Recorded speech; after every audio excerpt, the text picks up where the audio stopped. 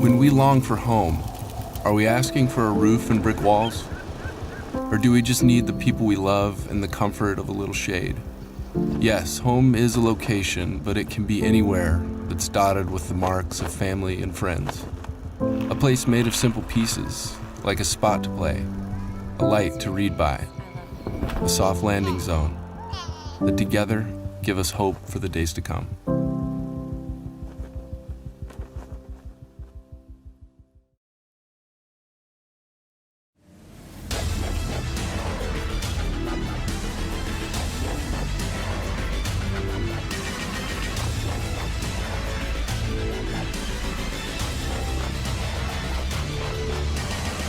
Flag is in the air here at New Hampshire.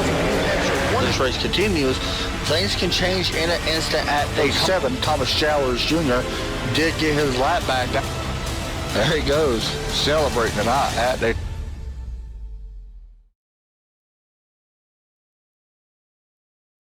Oh, say, can you see by the dawn's early light what so proudly we hailed at the twilight's last gleaming, whose broad stripes and bright stars through the perilous fight o'er the ramparts we watched were so gallantly streaming, and the rockets' red glare, the bombs bursting in air, gave proof through the night that our flag was still there.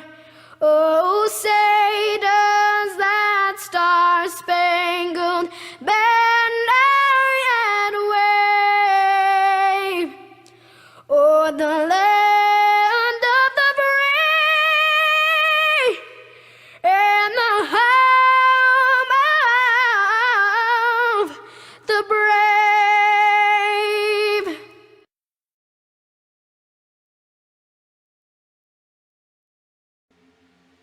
Welcome, ladies and gents, to the ShelterBox Disaster Relief 300 for the Dynasty Racing League. As we get ready to go racing here, it should be a very fun one. Going to be honest, it's going to be a mix of emotions tonight. It's going to be one of them fun races that can go very long time. This is the longest race, I believe, of the season. I am your host, Adam Chapman, alongside Derek Pemberton. You see our names on the little broadcast board. I love the Monster Energy sign, by the way, here at Charlotte. Derek, fun race, buddy. Oh, yes, Charlotte. I mean, honestly, this is probably what, on our favorite track list, this is probably what inside the top 3 behind Kansas. Yeah. I mean, we've always seemed to have, one, our team usually runs pretty good here, and two, we always see great races here, so I'm really looking forward to seeing a great race here tonight from these guys. The pinnacle of racing, besides Daytona, I guess, would be, or oval racing, I think Charlotte's right there on top when it comes to what races you want to win on the season. Especially in a NASCAR version, do you want to win the Darlington 500? Do you want to win the Daytona 500? Do you want to, or Southern 500, should I say, for Darlington? Do you want to win the Coke 600? Which one is your choice? Multiple grails of racing. By the way, guys, let me know who you're having trouble hearing. I turned Derek up way more tonight, so you should not have any trouble hearing him. I just need to make sure, and you can let me know. Anywho, Derek, thoughts on this race, man? What's it going to take? A long race, 200 laps. Well, of course, and like I said, this is the longest race that, I think this will probably be one of the longest races we've broadcasted. And, this is probably going to be the longest race these guys, of course, do all year. So I think it's going to be taking a lot of patience. You almost want to do this kind of like you're trying to get into the chase. You want to take your time. Don't really want to push the car too early in. Just make sure that you got a car there at the end, and I think that's how you're going to have a chance of winning this race. Is you got to be there at the end. Coming in, the points are still fairly close. Anthony Burrows, we've seen jump up quite a bit, but one thing I've noticed here tonight, I don't know if I see Anthony Burrows. Yes, I do. Actually, I lied. Yeah, I was about to say I was actually on him. He just got here. So one thing that we've seen over the last few weeks is Anthony Burrows starting to slowly creep up on Austin Hayes for the top spot in the points. Anthony already with 4 wins on the season. Austin only with 1. However, if you look at the polls, Austin has the advantage on polls, and he does have the advantage on the most races raced this season with 12. Of course, this is the 13th race of the season. I believe this is the 13th race. Is it the 13th? Yeah, 13th race. I'll eventually figure it out. So the schedule, here we go. I'm going to get it up. We are almost to crunch time. Actually, Derek, let me ask you. I think this would be considered crunch time. We're only 3 races out of the chase. Charlotte this week, Daytona, and Pocono before the start of the race, before the start of the chase. Ooh. Is this crunch time for a lot of them guys on the double?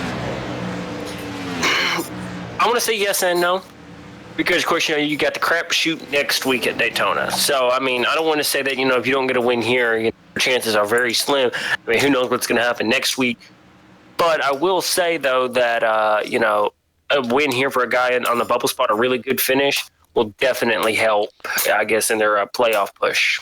So, qualifying is getting underway, guys. Once again, this race is sponsored by ShelterBox. Make sure you all go check them out. If you don't know what it is, they supply emergency tools, food, and shelter, and pretty much anything. It is basically for disaster relief, and Lord knows that we got a lot of that going around right now with all this stuff, with the hurricanes. Of course, the earthquake that hit today, so a big thing going on down there.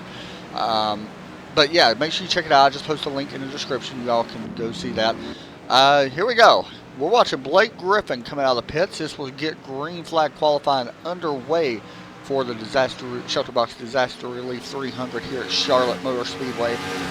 300 miles, I believe, is what we're going tonight. And this is a tough track, though. I just realized it. All right, so this is a long race. I didn't mention this is the longest race of the year for these guys, and their brain pit strategy goes. And I just realized I was turned way down, guys. Sorry about that. So yeah, we'll see. You sound fine to me. Maybe I was fine. I don't know. But anyway, pit strategy is going to be a issue.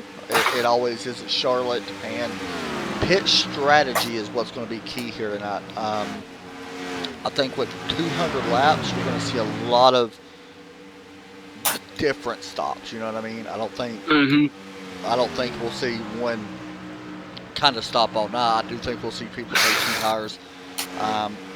Personally, I would take 4 because this track will eat tires up with its asphalt. But that's just me. Anyway, watching Blake Griffin right now, he did qualify 3rd. We'll jump back and we'll watch Chris Stouffer in the 7 car. By the way, Chris, sorry, but I beat you in fantasy football. The guy that's over there scored 400 points in 2 weeks. Yeah. By the way, on that, we are planning a protest, and we're trying to get him removed from the league. Oh, man. Yeah, my player name would take is an HGH. No! Coming to turn 4, across the start-finish line, Christopher will qualify. It appears to be in the 8th position. Let's go back a little bit further. We'll look at Clay Phillips. And why does that mean so familiar? I don't know. Anyway, in the number 1 car. That's a cool looking paint. As he works through turn number 3. There's a Ford Fusion. I love watching the Cup cars run, though. They're so fun to watch. Oh, yeah, they are. Well, I mean, you got to think, though, I mean, this is the only time we actually do Cup cars. I mean, all the other times we're doing trucks, Xfinity. And so, it is kind of nice to, run the A cars. Play with a really good lap. Qualified 2nd at the moment. That's actually really good for him. We don't talk about him a lot in this league. I've noticed that. Marcus Russell. Okay. Oh, Eric. Let me see. Eric right now on top with a 26.892, his best lap. Wow. That's moving. I'm going to be honest. He's almost a 10th faster than everybody. He's got to be in a Toyota. If he's Sorry, up for I had to pull yeah. up Brad Keselowski. We're watching Marcus Ruckman right now work through turn 4. I already got 4,800. Sorry, guys, I rolled over my cord. I'm trying to get it loose. 200 miles an hour across the start-finish line. His first lap will be a first-place qualifying run with a 26.835. Holy cow. Marcus Ruckman, welcome to the show. Because, That's a great lap, sir. Christopher's still out there actually practicing right now. Coming into tonight, where is running into the points? Let me get my sheet, and I will be able to tell you if I can find him. Marcus Ruttman. Oh, I gotta go wait on. Oh, someone just asked Eric if he gets bored of getting on the pole. Is it not a little annoying? Well, apparently because he's not on the pole no more. Marcus Ruttman right now 41st in points. However, this is only his fourth start, so that is one reason why we're seeing that. Anthony Burroughs qualified 9th. Really? There's no way that stays there. There's no way that stays there long. I'm sorry. There ain't no way you're keeping Anthony back. It seems almost impossible lately to even say that you're going to keep you back. Let's get our driver picks in, shall we? Go ahead. Who's going to jinx tonight first? No. I'm taking. You know what? I'm going to take good old Clay Phillips to Vegas with me. He's driving a beautiful number 1. I'm going to take the number 1 car. We're going to Vegas, baby. Let's pick two people. Oh gosh, you're killing me right now.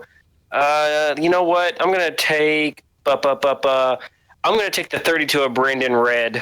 Okay. I'm going to take my pick last week, by the way, who had a good run after everybody said you shouldn't pick him. Josh Coppernall, who, by the way, qualified last. I just want to mention. And he will finish good. Watch and see. Keep laughing. And also, I'm taking James Pandolf, qualified 4th. We'll see how that plays out. That could be a good pick. We'll see. Let's get a look real fast at our live timing look at the grid. It is Marcus Ruttman. What is going on with that? Now. Okay, apparently my camera. There we go. Sorry, guys. I was getting my camera set up. All right. Marcus Ruttman will start first place. Eric Wolf will start in second. Row number 2. We have Clay Phillips, James Pandolf in the number 74 Chevrolet. Row number 3, we got Blake Griffin, Jeffrey Tyre in a Ford and a Chevy. That 5 car, love that number, or love that car. Mike Springer, Austin Hayes. Keep your eye on Austin and Mike with a really good run as well in the 64 car. I don't know if I count him out either. Anthony Burroughs, always one of the favorites. Daniel Hallis in the Chevrolet. Mitchell Briggs, Christopher, both of them looking to improve. Chris not having the greatest runs as of late. Logan Lane in the 19. I thought he ran to 18 usually. Jared, I think it's Zegler, I believe is how you say his last name. He's told me so many times how to say his last name. David Wellborn Jr., Sam Hensley. It was the 19 of Logan Lane. I thought he was in the 18 last week. Martin Wenzel, Ryan Branch. Keep your eye on both of them guys. Could be able to do something here as this race winds down on longer runs. Aaron James, Richard Springer in row number 10. Row number 11, we got John Mullins and Brandon Red. And Josh Coppernall, my friend, is going to be, well, at the end. Of course, we got 2 other people that has not qualified. Mark Vega and Taylor Bowman behind him. So, here we go. It is this guy, and by the way, Derek, you made me mess up. Sorry, guys. Who? You did. I had to blame How did I you. make you mess? I didn't have my cameras on for my controller. Oh. I love that 13 car. I'm not going to lie. For a Home Depot car, it looks pretty good. Oh, That's my actually Trinity paints aren't up. 22. I knew you was talking about paint schemes, and I knew they didn't look right. The 84 looks pretty nice. Eric Wolf. Of course, you got James Pandolf up there in the Dynasty Racing. You see the new logo on the front of that car. Check that paint out. That's a sweet looking ride in the 74. By the way, I promise this is not my first race. And of course, you got your Blake Griffin and TRN car. He's going to get the win. Watch and see. One of these times I'll win one.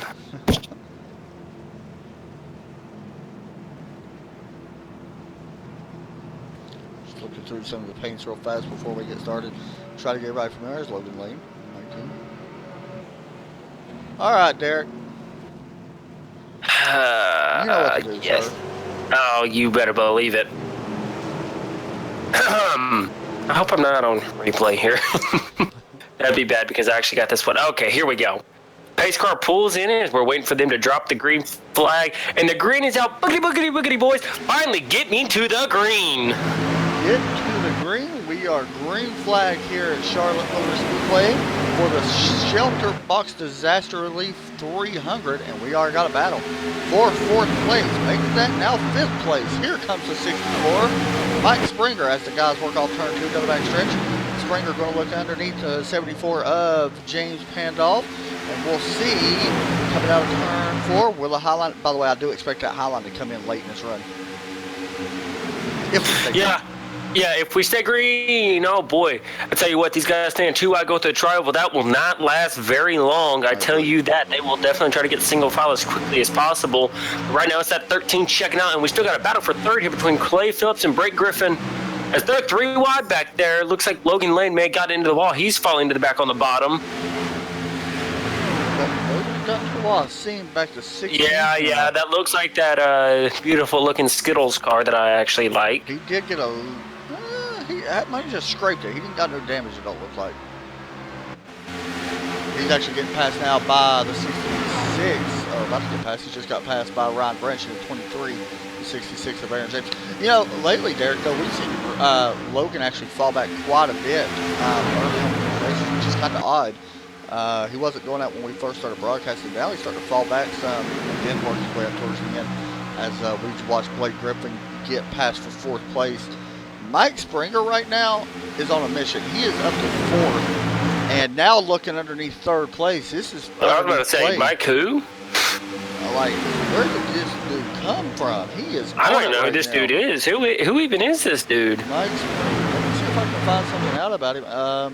I think he's new. Richard Springer may be kidding to him. I don't see no Mike Springer, so I think he is a new driver, and, well, he's fitting right in. He's up to 3rd.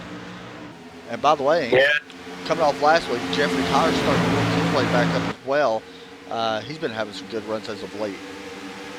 He's up to now 5th. This 13 is just checked out. Oh, and finally, my paints finally decided they want to update. Pretty much, it's we got a little bit of a mess up here in the front. Actually, they just got all single file just as soon as I saddle here or there, but, I'm not surprised by this. I figured everyone would eventually get single file out. Riding on board right now with Mike Springer. You can take a look back. You can see Mitchell Briggs closing in on him as Mitchell trying to close in on him anyway. Let's say it like that. Of course, we got our new cameras working for guys that haven't seen. We got a wreck. Big trouble. Multiple cars involved. We got more. Sam Hensley. 7. Lock it down. Ooh. Oh, big junk here. Okay, well. Looked like the 5. Blake Griffin and the 26 of Sam Hensley. Oh, yeah. How did Ryan Branch make it through that? Oh, somebody net-coded. The 66 net-coded through a couple people. One more look. Let's do this. We're going to hop on board as well with the 23 of Ryan Branch right here in just a moment. James Pandolf was involved in that, by the way. Sadly, they do have one fast repair. I might want to check that. Actually, you know what? They might not. No, they do not. So I'm looking here.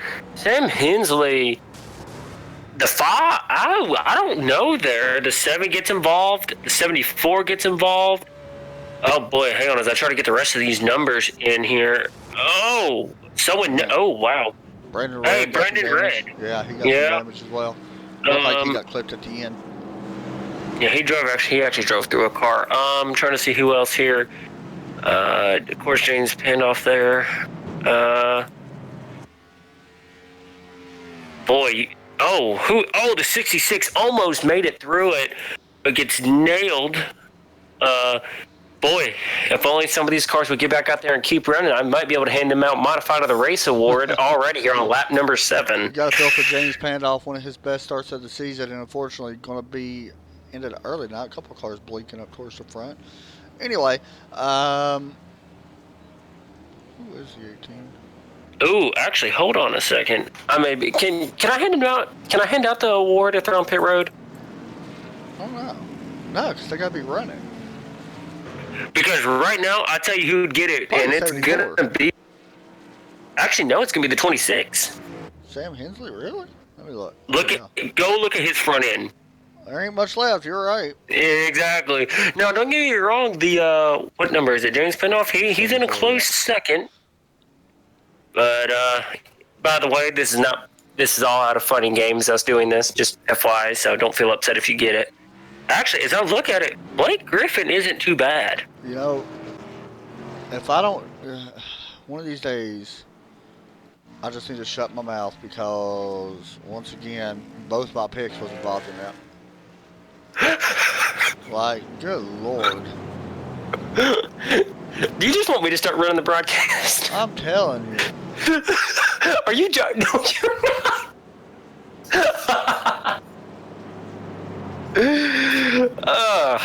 Yeah, a lot of it might be with Discord.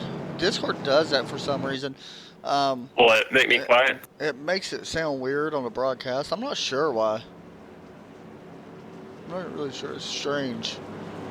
I'm about to say I've been noticing it with you. Yeah, see, I don't know.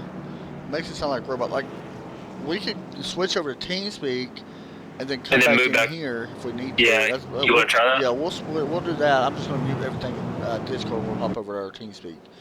All right, We'll do that real fast. So let us do that. Meanwhile, guys, what we're going to do, let's see. Go ahead and try it there. Hello? Yeah, that sounds way better for me. Let me... Make sure boy. we're doubling up. I'm sorry, what? I'm about to say, Boyd, trying to do interviews is going to be tough. And actually, I did realize that the frame actually did lag, or the stream did lag there a little bit as well. We'll get it fixed though, no problems. That was a strange when it lagged. I just realized I actually did lose frames. Let's go. Hopefully it fixed though. Alright, so we're doubling up. Get ready to go green flag once again.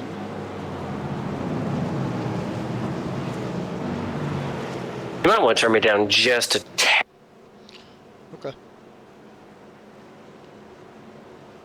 Boy, I mean, that sucks. I mean, you got to think for guys like Christopher, who's usually up front, that's going to stink for him. He was looking to have a pretty good run tonight. He's not near as bad as I thought. Of course, he got a lot of damage. So what? I'm trying to get the grand total here. Yeah, while Derek gets the grand total, let him get the grand total just for a moment, and we will get everything up with that. He will get the grand total. How many was in that? 7. 7. You said it. I said it just as you left. Yeah, sorry, I had to move us out of that main channel just in case anybody came in. Yeah, I figured. I was trying to wait till you got done, but the green flag about to wave. We'll get back green flag here very shortly, and pace car pulls in. Green flag is out. We're back to racing here again at Charlotte. Bring me some more fried chicken. Oh, good lord. Him and his fried chicken. Yeah, we got a lot of cars that was in that wreck. I didn't realize it was actually that many. We're already done with 17 after starting 25. And you know what? I mean, welcome to Charlotte. I mean, when we wreck, we wreck big. As now, everyone's going to try to get single file now. Got a pass back here for 8th place. Austin Hicks takes over and passes Daniel Hallis. Eric Wolf trying to close back in. He's under pressure right now. Told you Anthony Burrows wouldn't be far behind. Already up to 3rd place. Riding on board with Eric Wolf. Pretty cool looking shot there.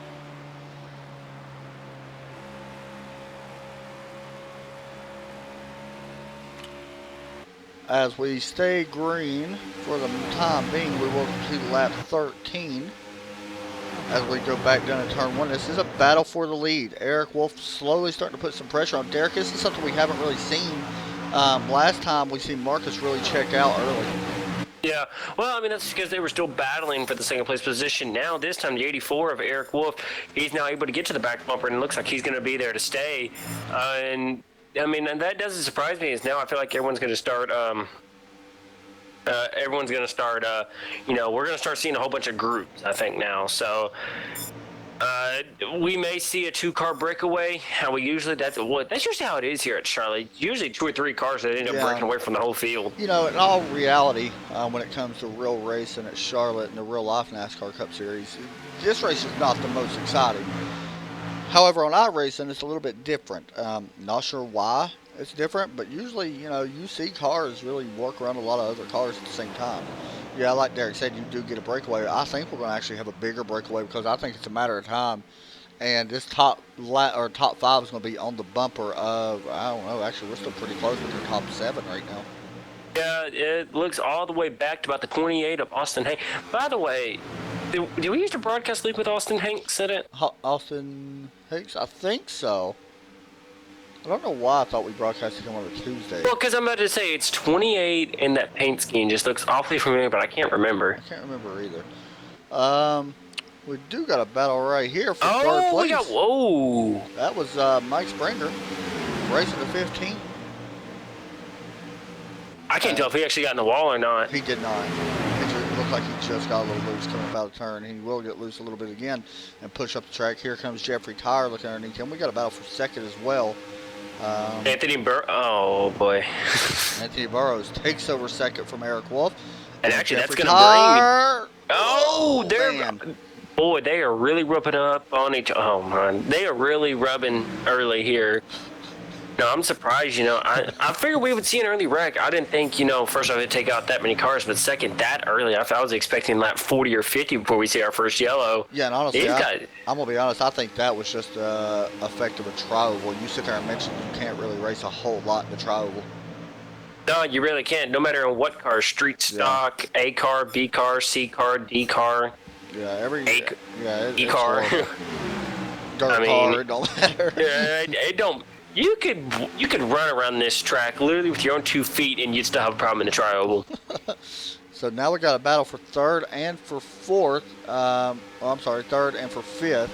Jeffrey Tyre trying to work on Eric Wolf, and then Mike Springer right now being worked on by Mitchell Briggs. Mitchell actually moved up to the high line, and he's actually made this line work a little bit. He's going to get to run out and should, not just yet, be able to clear the 64. He does clear him now. So yeah, I'm not surprised by this, honestly. I mean, coming into this race, I knew we would have a lot of bottom feeders, as I call them, at run to bottom, and we're going to have that throughout the race. But I do expect this line to move up quite a bit. I know in the Peak Antifreeze series that they actually moved up to the middle groove or the higher line. And you see it right there. The 64 had already done it in turn 1 now after he noticed the 38 did it. And he's going to get a run on the outside of Mitchell Briggs once again. So until these guys start to notice that, we're going to see them run to bottom. But I think there is a couple guys already picked up on it, such as the 64, as he's going to try to pass the 38 through the tri-oval. And that should allow him to pass it. He will complete the pass. And then you see Austin Hakes as well will complete the pass on the high side as we go into turn 1 and 2. And, you know, I'm looking through the field here. Everyone's single file except for our front guys.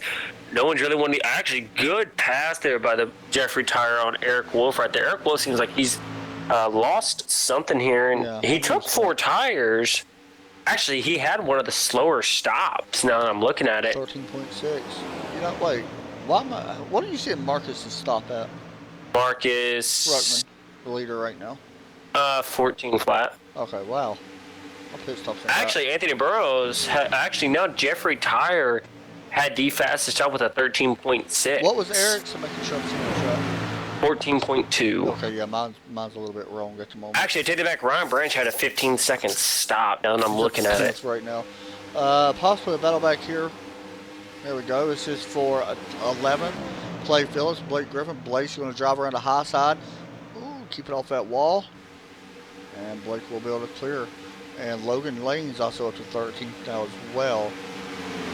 I don't see how Logan went through that wreck without getting any damage. Yeah, that was very interesting, I will say. Remember, guys, this is we still got 2 more races after this before the chase. So a lot of these guys right now still racing pretty hard. Her tires. Yellow. And it is Clay Phillips, who's hard into the inside wall. Right at the pit road. Oh, the 19 also involved. Did Logan help? Oh, the one got to the wall and came across the Logan. And both of them went around. Oh, one almost got airborne. And into the wall. He actually, just clipped the wall. Actually, I don't think that's going to hurt him all that bad. Logan looks like he's got some pretty good damage. Yeah, he's got quite a bit of damage on that. I'm trying to right figure out where's my other pick at. I know who I picked. Brendan Redby at. Is he still running? Okay, both my picks are 14th and 15th. Huh, so I've done better than you this week. Hey, I still got one in there. Sir? I thought he got involved in it. He did. He's still running, though. Barely, but he's still creeping around there. Don't you worry. We got you, Josh. Isn't there a crash clock in here? 5-minute crash clock. Yeah, how about you guys saying clash clock now? Crash clock. All right, here we come down pit road. Everybody coming down, of course. Tires that important. And I did see that somebody on the chat said that Eric was saving tires. That's a good possibility as well. I think we may see a couple guys do that, actually. Gonna see who here will come out with the fastest stop here. Anthony Burrow's already in his pit box. The first one in. Ruckman, did he not pit? He did. Did he take two? No, he's still on pit road. I'm looking at him right now. That's weird. It's not counting him. Yeah, mine was acting funny tonight too. I don't know what's going on with it. He does win the race off pit road. 14-second stop. Barely beat out Anthony Burrows. Oh wait, whoa, what? No, Ruckman had a 15.2. No. Yeah. No, 14-second even, buddy. No, that was Burrows. Wait, Burrows has a 14.0. One of ours is wrong. One of ours is wrong tonight. Or I think it's going both ways. I don't know. Wait, check your Ruckman again. 14.0. What is your Burrows? 14.0. Okay, well, mine as Ruckman's at a 15.2. You don't even know. I don't. One of us don't know. Yeah, one of us don't know what's going on here. A lot of time. Actually, I'd head back. We both don't know what's going on. All right, guys, we're going to take a break. We'll go get everything fixed up. Wow, dude, I am losing frames like crazy. You got too much running? I noticed I was losing a lot of...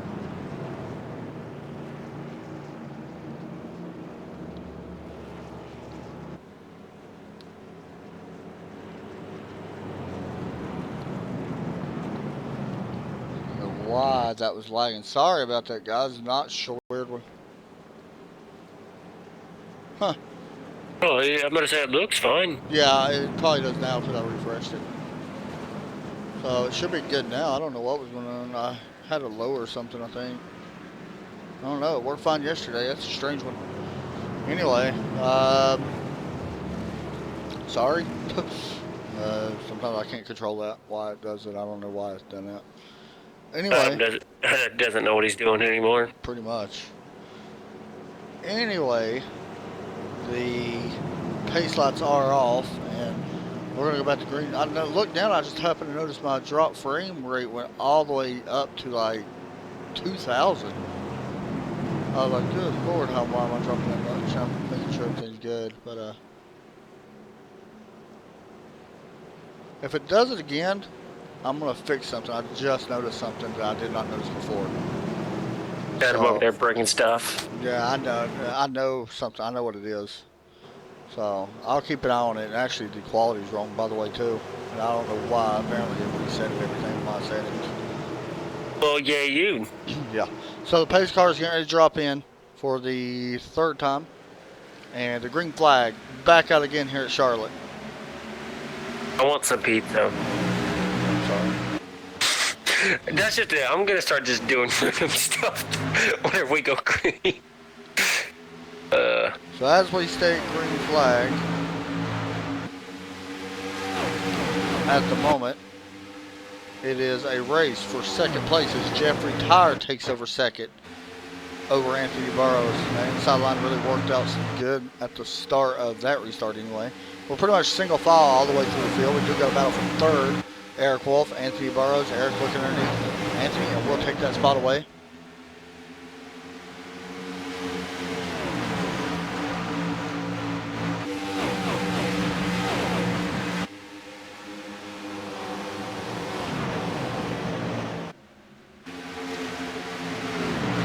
as we work through turn number 1.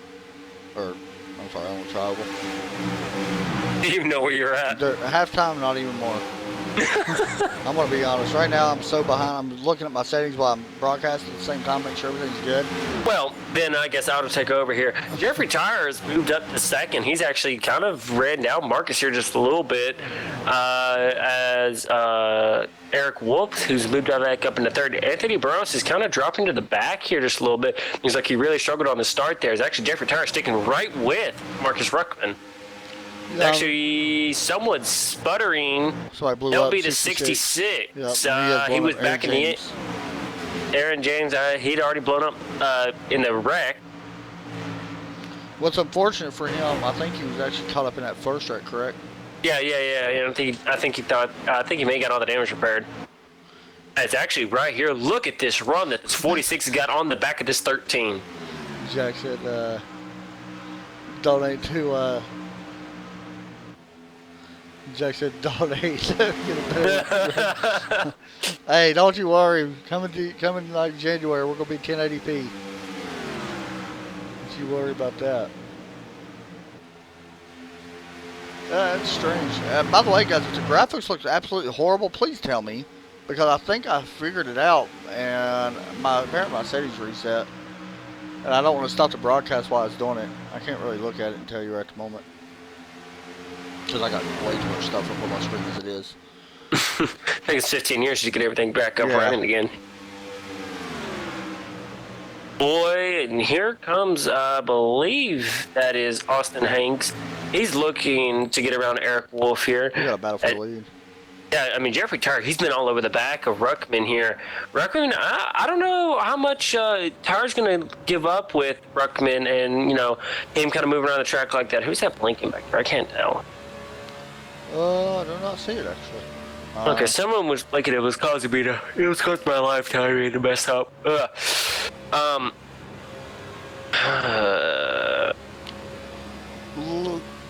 This track is, in all honesty, I don't like saying it's a cookie cutter track, but in all honesty, it kind of is. That's what a lot of people refer it to as. It's definitely not the toughest track, but in reality, turn 3, you got to be so precise on how you enter that turn to be able to get a good run out of turn 4. Because if not, you'll see yourself up in the wall, and then bye-bye. It's a good battle, though, right now for first place.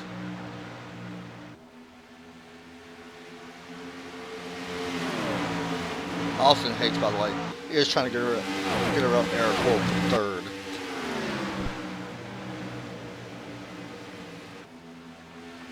And Austin Hicks does complete pass for third, so move him up, and we're still watching the battle for the lead right now. We're trying to stay more with the top 5 battles, guys. I know a lot of people want to see something in the back, too, because that's also equally as important, because you never know who's really moving up through the field. But, of course, when it's for the lead, we're going to stay with that for as long as we really can, to be honest, as long as it looks relevant. Actually, Austin Hanks does get in front of Eric, so now Austin, he's going to start trying to make an advance here toward Jeffrey Tyre and Ruckman here. Austin was actually faster than both of them guys the last lap.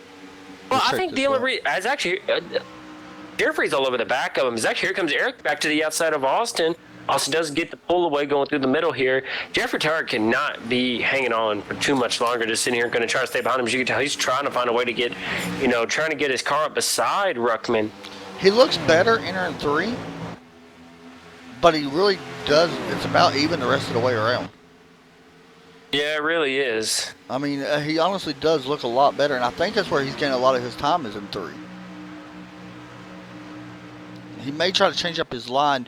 I'm going to be honest, he did change up his line this time. He actually running a little bit higher in 1 and 2 than what the 13 did. However, Marcus still got a little bit better run out. Jeffrey may have got a little bit loose or tight right there in the center of that corner.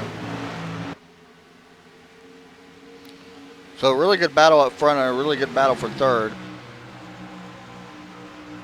As you can take a look here at third, as the lead has kind of died down for the moment. Eric looking underneath Austin once again as we work out of turn 2.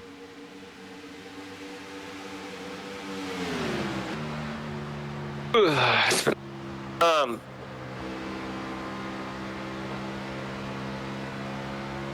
Good run right here by Eric Wolf. He's going to peek to the inside of the 28 car. We're side by side now as we go into turn one. Let's see, will the high side... Austin's done a good job on making that high side work. We'll see if he's able to make it work this time. Or will Eric be able to slide up in front of him? About even right now as we work off. Oh, contact between the 84 and the 28. Eric came up just a little bit and got into the quarter panel of the 28. Does not look like it's going to affect either one of them. Good thing they don't have tire rubs. mm-hmm. Caution. 7 is toast. I was just about to say something about him. He was battling to get inside the top 10. There could have been net code.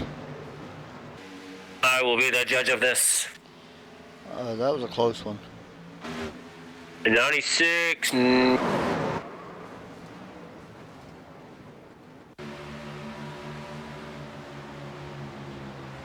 Did they make contact?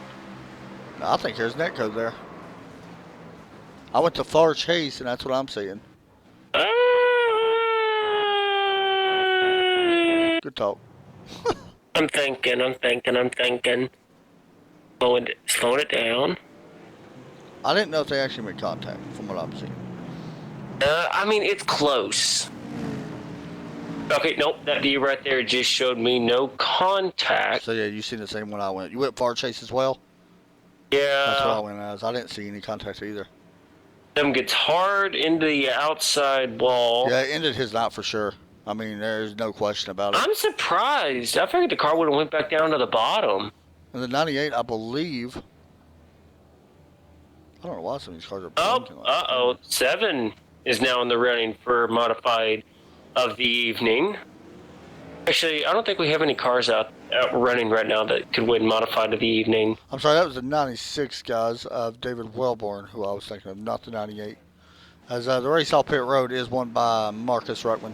We're going to take a break. We'll be right back right after this.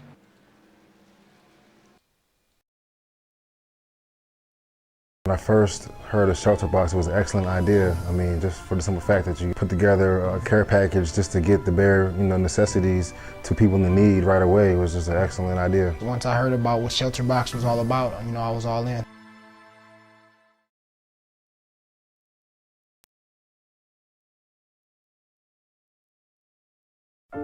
When you're living in the shadow of a crisis, it can feel like there's no light at the end of the tunnel.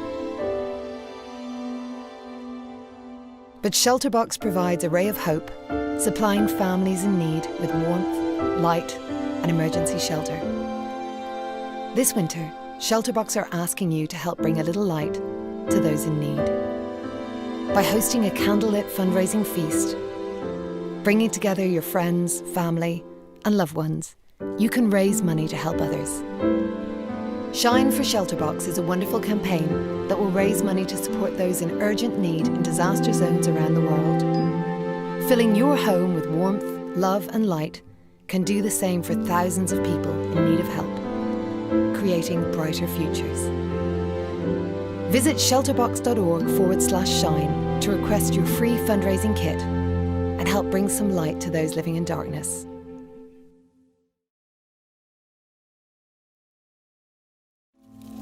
When we long for home, are we asking for a roof and brick walls?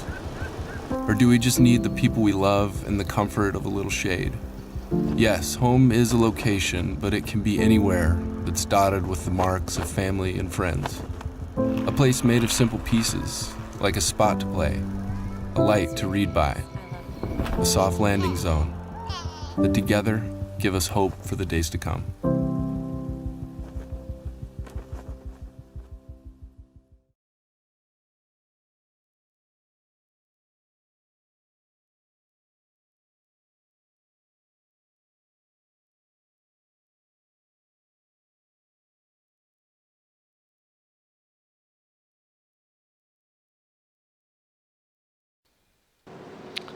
Welcome back to Charlotte Motor Speedway. It is the Dynasty Racing League. ShelterBox Disaster Relief 300 as we get ready to go back green flag here. Take a look real fast at our race summary. So far, 3 cautions for 11 laps. And by the way, guys, my lap counter is not working. It is 47 laps. However, this race is 200 laps. So something's going on with the ATVO program again. I don't know why. But just keep in mind, this race is 200 laps. I just want to make sure that everybody's aware of that. So do not mind the lap counter. It's bugging out for some reason. And I can't fix it because I don't know the code for it. It's all about the programmers. So we'll have to relay it to them. Anyway, green flag back out. And we are green flag Marcus Ruckman, Anthony Burrows, Jeffrey Tyre, Eric Wolf in the top 4. And now a battle for 5th place. It is Daniel Hallis and Austin Hicks in the 28 and the 72. 72 on that high line. That is Daniel as he tries to complete the pass. And also Mike Springer right behind him looking on. 72 does complete the pass on the 28. So move Austin back to 6th. Move Daniel up to 5th place now.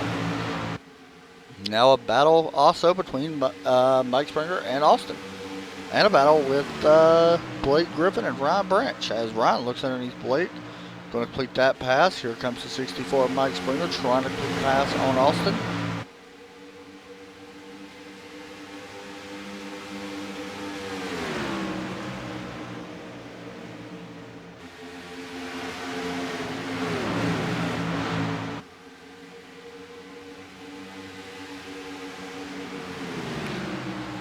As that pass is completed, Austin able to hold it back. Ryan Branch starting to make a move though.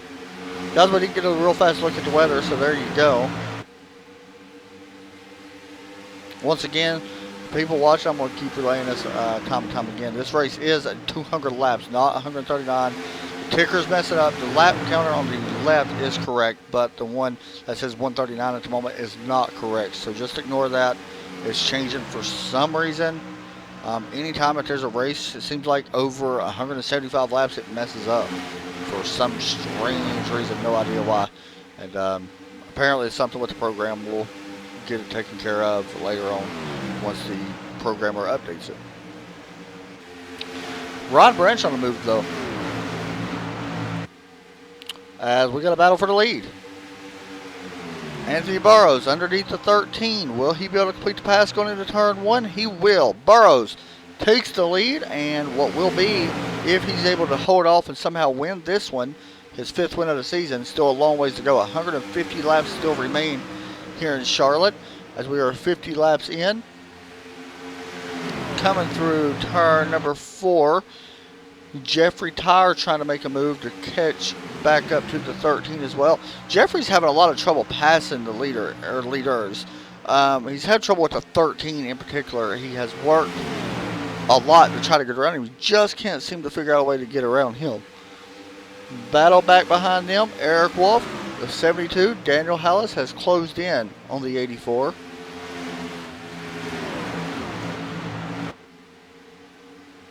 They use the same overlay that I use, but with this one, I'm using a different type of ticker style, and the ticker has to be, no,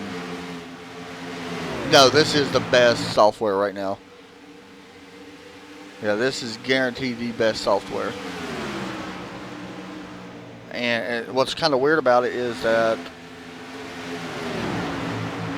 I don't know why. I'll be honest, I don't know why it's saying that. It's working right now, but I'll be honest, it wouldn't surprise me if it goes back around. But yeah, they use the same software, but with their ticker is programmed different. And I'm gonna be honest, I don't want to pay no $500 to get a custom ticker made.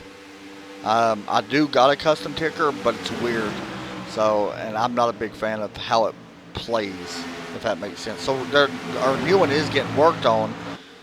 But it's not done yet, and it's probably still a few weeks away from being done.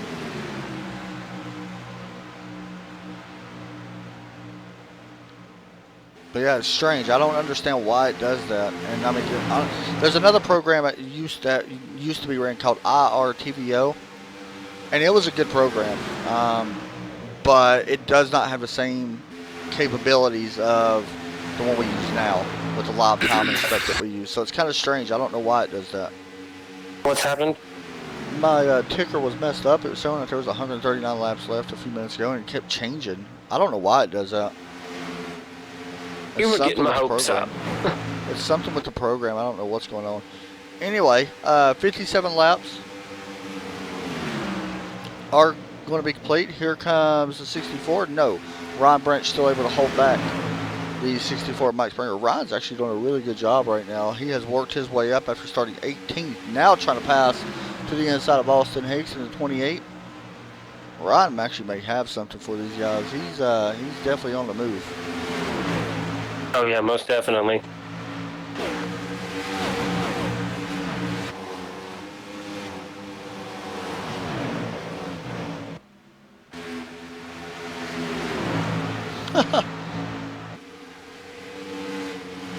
Yeah, that would be a good thing. But the guy that actually, the theme that we use now, he put it out for free, and then we edited it to the way we liked it. The one we had before we actually paid for, but I'm gonna be honest. Sorry, that's just me. It's not worth it, in my opinion. Battle it back up front. We got a battle for the lead. Anthony Burrows, Marcus Ruckman. And the one I got coming here soon is already paid for as well, but I gotta wait till the guy finishes it. I mean, it takes a long time. I don't know much about coding. That's my only problem. Or I would make it myself. I know how to make the graphics. That's about it.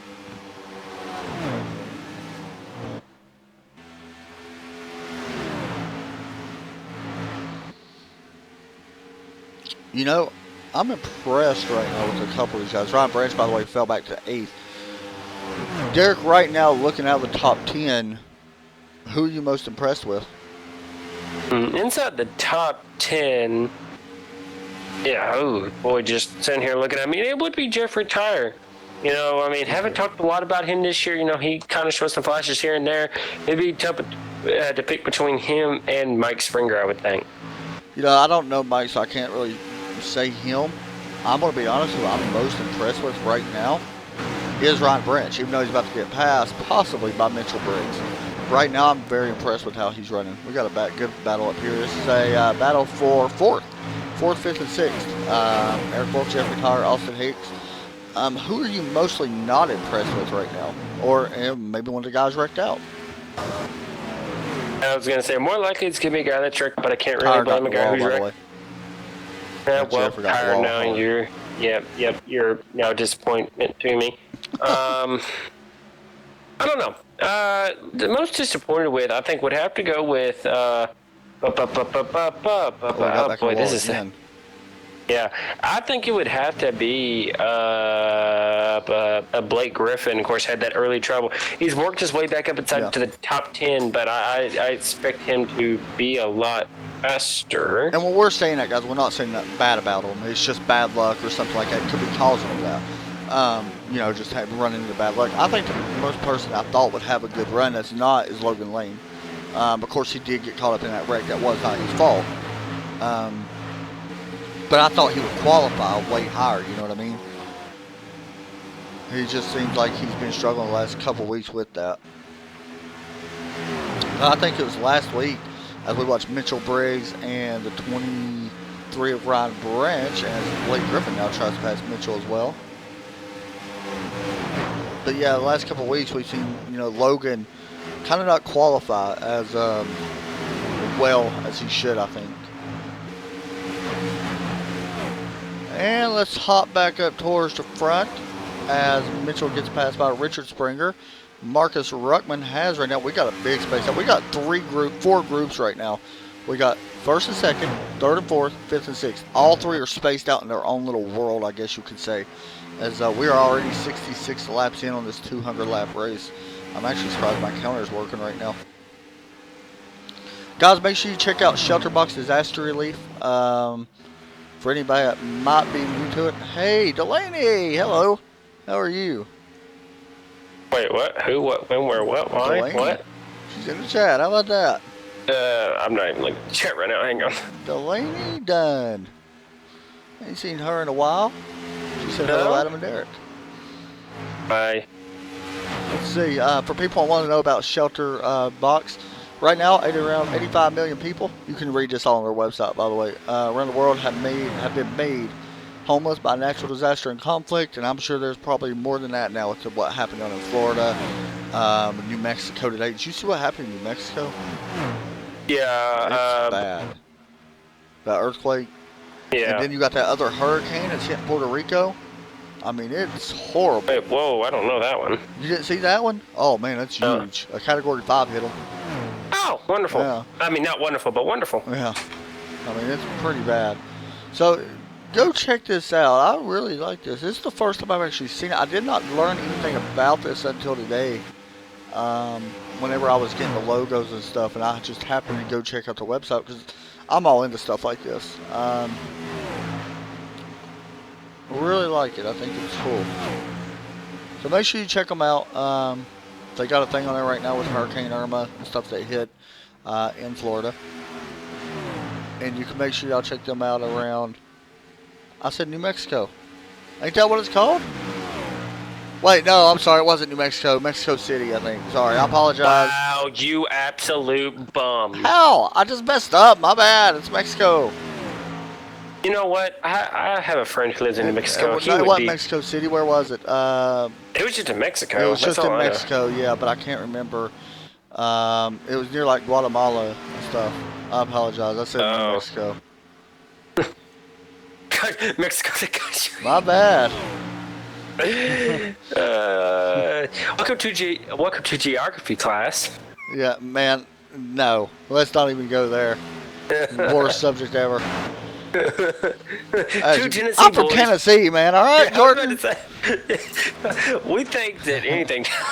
Oh, the 38 is dead. Go. Mitchell Briggs into the wall, and he is toast. And it looks like he's actually still able to roll, but he wrecks from the top 10 spot. Let's get a replay of a better view. You know what he did? He bit my friend the apron. He had the apron, yep. And just got loose coming up off the corner. And he junked that wall. Yeah, he's going to be hurting for a while. That toe's all messed up. Yep, that's not going to be good. But he was actually running pretty solid before that wreck happened. Unfortunately for him, he's going to be up in pit road. I want to try to bring Mitchell down if we can. Oh, we haven't even been doing that. I've been slacking at my job. We'll have to switch over to Discord real fast, so we'll do that. All right. And we will bring Mitchell down once we get him. Who am I bringing in? Yeah, Mitchell Briggs. All right. He got loose hitting the apron, it looks like. How do I do this? Just hold him and pull him like you would in TeamSpeak.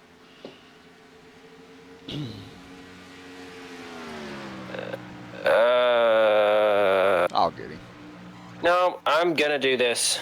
This guy over here. Come on, give me the broadcast. Give me the broadcast. Hey, Mitchell, do you get a copy? Mitchell Briggs, you got me? I think he said it in team is actually Jeffrey Tire. Done. We'll get that. We'll move him back up as well. I got Mitchell. I'll move him back up. Jeffrey Tire has blown up, unfortunately.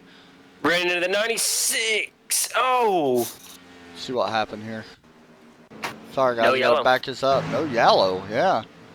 96 bounced into the wall, and we have seen this a couple times tonight. And off the wall, and both of them went around. 96 is done. Jeffrey Tire is done. We're not going to bring them in. We'll head back over to the TeamSpeak. So yeah, I'm not sure what exactly happened there with the 96 getting into the wall, and while we will not bring him in because we pretty much know what happened with that one. That's a tough break though for I know, Jeffrey. it's actually pulling for him. Yeah, that's a tough break.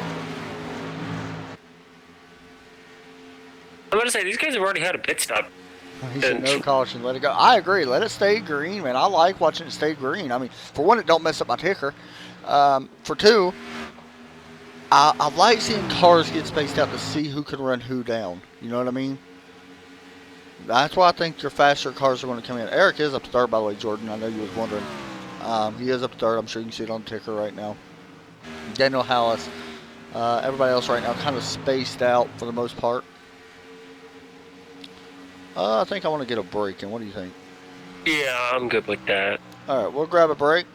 We'll be right back here before green flag pit stops. Why I say funny and stuff like that. Anyway, we'll be right back. When we long for home, are we asking for a roof and brick walls? Or do we just need the people we love and the comfort of a little shade? Yes, home is a location, but it can be anywhere that's dotted with the marks of family and friends.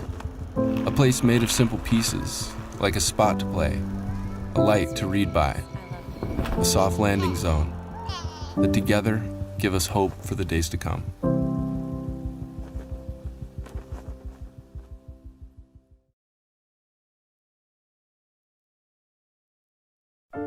When you're living in the shadow of a crisis, it can feel like there's no light at the end of the tunnel. But ShelterBox provides a ray of hope, supplying families in need with warmth, light, and emergency shelter. This winter, ShelterBox are asking you to help bring a little light to those in need. By hosting a candlelit fundraising feast, bringing together your friends, family, and loved ones, you can raise money to help others. Shine for ShelterBox is a wonderful campaign that will raise money to support those in urgent need in disaster zones around the world. Filling your home with warmth, love, and light can do the same for thousands of people in need of help, creating brighter futures. Visit shelterbox.org/shine to request your free. We are back. And You're done making picks on who's winning the race. Here's what happened. We are done. You'll see it. Brandon Red gets into the wall up in front. Clay Phillips nowhere to go. Boom. There you have it. Boom. Oh, somebody else was involved in that. It looked like he net coded through it, but. It was your pick. Oh man, come on, Josh Coppernell. It looks like he actually didn't get a ton of damage from that, though. It looks like net code through it. So, unfortunately, we are, well, I don't want to say unfortunately, but we are on pit road. As you can see the guys coming down. I'm going to be honest. Only 10 cars right now left in the race. That's not a lap down. By the way, I know y'all probably couldn't tell with the side-by-side, but our points leader got into the wall hard. He needed this caution to get that damage repaired. I mean, he really plowed it. Race off pit road. Someone, Anthony Burrows. Whoa, wait a minute. Ryan Branch stays out and lead the lap. But, however, Anthony Burrows will win the race off pit road. We should see Ryan come down as well. No, Ryan. Stay out, Ryan. Make a game changer. Yeah. Make the game changer. 37 laps. He's not staying out. Sorry. Do it. You will win the race if you do this. I don't care. I will call the race now. You are the declared winner. Yeah, you can't do that, but still. Yeah, you're right. Oh, I can and I will. That's what you're supposed to say. Oh, by the way, I just now saw what you were talking about with the hurricane. Yeah, it's pretty bad, man. Holy crap. Yeah, it was pretty horrible. Big old hurricane. And yes, and by the way, apparently there was a hurricane in California as well today. There was also, or not a hurricane, but an earthquake. There's also a earthquake in Illinois today.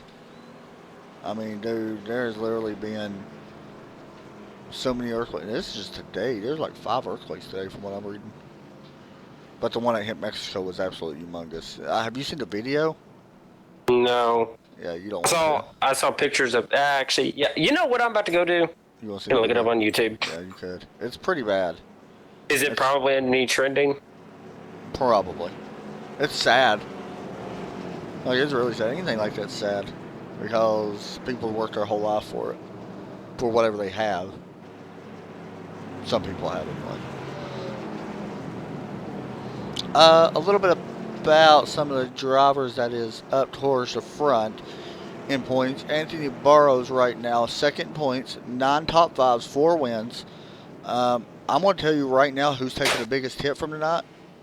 Derek, and you'll probably agree, is Logan Lane. He's third in points right now. Yeah. And he's running, well, he's up 13th. Because some of the people crashed out. Of course, Chris Stouffer is in 5th. Ryan Branch, we've seen him go down pit road a minute ago. He's actually 6th place in points. He's not very far behind Chris. He's 25 points. James Pandolf is in 8th Unfortunately, James is going to be hurt because Blake Griffin, I believe, is he still running? No, yeah, Blake Griffin is up to 4th. So Blake Griffin may have a chance to jump James Pandoff for 8th place. Eric Wolf is in 12th at the moment. He's only got 6 starts, however, though, but he's in 12th. 2 wins, 2 poles, 4 top 5s. Wow. That's pretty good. Goodness. Yeah, that's pretty good. Oh, yeah, you see the earthquake? Oh, boy.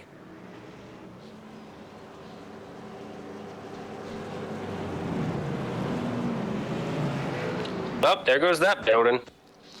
I'm anxious to see what people's going to do to how people get around guys on the long grounds because we really haven't seen it. We know the highline does work later on, but we haven't seen many people really get around people, though, on a longer run. That was our longest run. I forgot how many laps it actually was.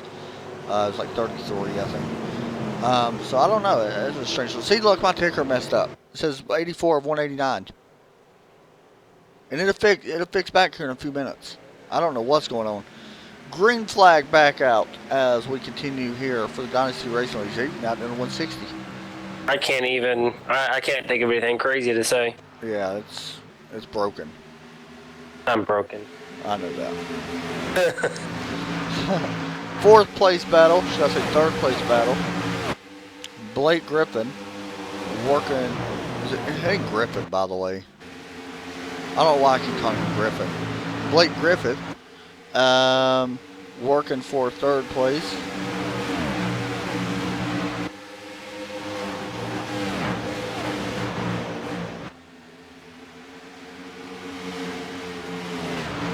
And he falls back. Daniel Hallis takes the route. We got a battle for the lead. Eric Wolf, Anthony Burrows. Eric looking underneath the 15 as we go through turns 3 and 4. Eric going to try to slide up in front. Eric Wolf to the lead. Somebody called that, by the way. I think Jordan called that in chat, that he thinks Eric might have something. Once again, guys, the people that's coming in that may be watching it, the ticker is wrong. We do race to lap 200. We are on lap 87 as we work out of turn 2. See right on your screen, Eric Wolf just led his first lap of the race. Make that now 2 laps over Marcus Ruckman now, who took over 2nd.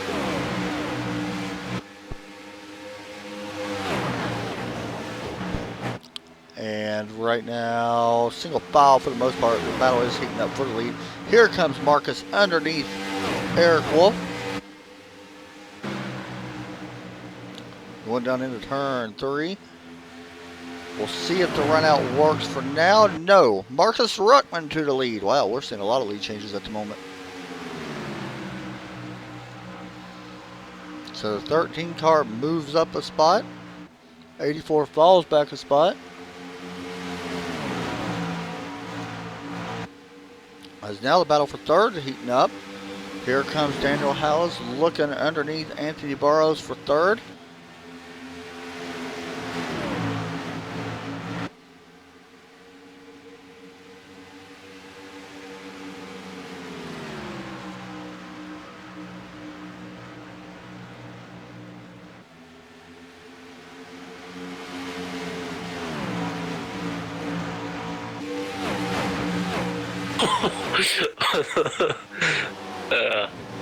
I just read something really funny there. Let's see here. You know, of course, Marcus Ruckman back in the lead here. I'm actually still surprised we're seeing Eric Wolf kind of stay up toward the front. He's kind of stayed up at the front, gone to the rear, kind of come back up at the front. Looks like he's really got an early run car, and it seems like as the run goes on, he definitely does fall to the rear. So he's probably hoping for yellow near the end of this race, so maybe he can have a chance to maybe win this thing. I think he also could be saving tires. My thing is, though, you don't lose that much ground saving. Is actually, look at that huge run he just got on the 13 right there. He's going to look to the inside. The 15 may be pushing him, actually. Yeah, I mean, you can definitely push still. Oh, that was tight. As right now the 84 of Eric Wolf does have the lead as we work through turn 2. And Anthony Burrows is going to try to jump to the inside for the lead as well over the 84. But right now Eric Wolf holding it down as we go down into turn 3. And Eric Wolf will retake the lead. We are just going back and forth right now for this top 3 spots pretty much. We've seen them fall back, falling up. Worked the way back up. Wow, what happened to Marcus? He really fell off the pace after he got past. Fall all the way back almost to fourth. As Daniel House putting some pressure on him. Do we have any damaged cars still out there running? Yeah, we do. Oh, Logan yeah, they Lane. got their own little pack, I think. Yeah. I think Wait, so. is that a car without a hood? Here comes a pass for the lead. Anthony Burrows underneath Eric Wolf. And it looks And like... I'm pretty sure he's going to get him. Yeah, it looks like he may get him as well. And Anthony Burrows will slide up in front of Eric, and give it time, we'll be switching back again. Because these guys have gone from front to back to front. Oh, and by the way, one of our contenders for Modified of the Race Award, one of them is back out on the track. That will be the 74 of James Pandolf. He has won the award since he's the only one still running. We are pretty much spaced out right now all over the place. Yeah, I noticed that. I mean, you got Groups. top 4, it's all under a second. Then you got another small-ish group. Actually, I'll go on and count that. They're all about a second apart. And then you jump back to this other group that's about 4 seconds behind the leaders. And then you got a whole bunch of lap cars back here doing their own thing. Yeah, there you see the lap cars. James Pandolf actually trying to pass the Logan Lane. And I mean, look at that modified. I like how you say look at that modified. Actually, and there's the speed of the modified. Pretty much. That's actually pretty much. against the wall. That's actually a pretty decent analysis on that one.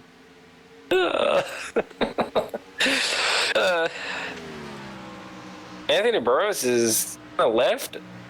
Eric Wood, but here comes Daniel Halls, however the heck you say it. Oh, Caution.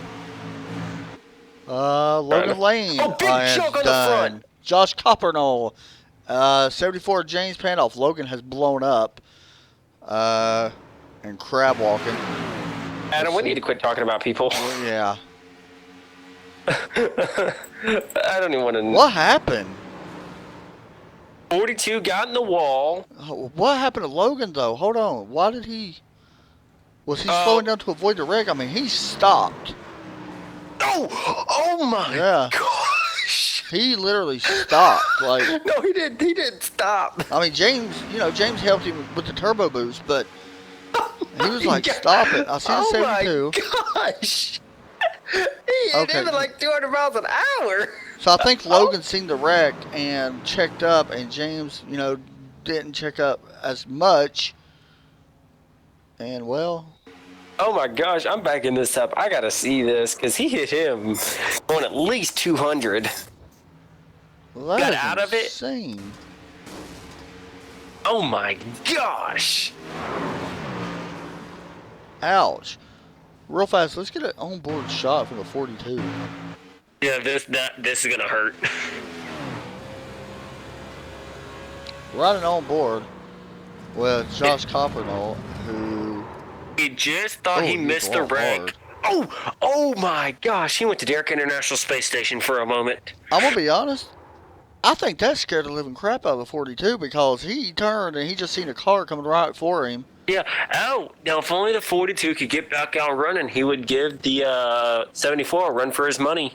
And the On the, winner off pit road, by the way, is Eric Wolf. He wins the race off pit road over Anthony Burrows, Daniel Hallis. Marcus Ruckman actually lost a spot. Yeah, he did lose a spot. And then Mike Springer up to fifth, I'm sorry. Wow. We'll be right back right after this. When you're living in the shadow of a crisis, it can feel like there's no light at the end of the tunnel. But ShelterBox provides a ray of hope, supplying families in need with warmth, light, and emergency shelter. This winter, ShelterBox are asking you to help bring a little light to those in need. By hosting a candlelit fundraising feast, bringing together your friends, family, and loved ones, you can raise money to help others. Shine for ShelterBox is a wonderful campaign that will raise money to support those in urgent need in disaster zones around the world. Filling your home with warmth, love, and light can do the same for thousands of people in need of help. creating brighter futures. Visit shelterbox.org/shine to request your free fundraising kit and help bring some light to those living in darkness.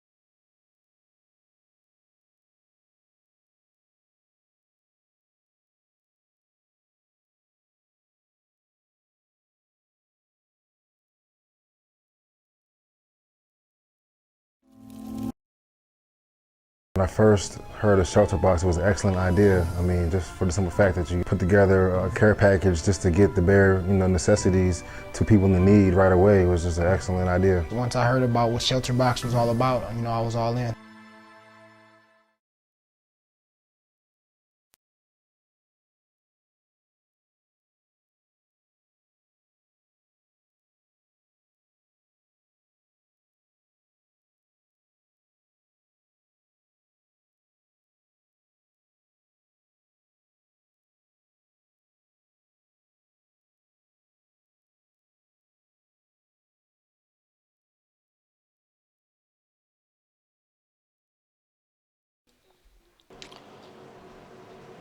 Back here again for the Dynasty Racing League ShelterBox Disaster Relief 300 from Charlotte, North Carolina.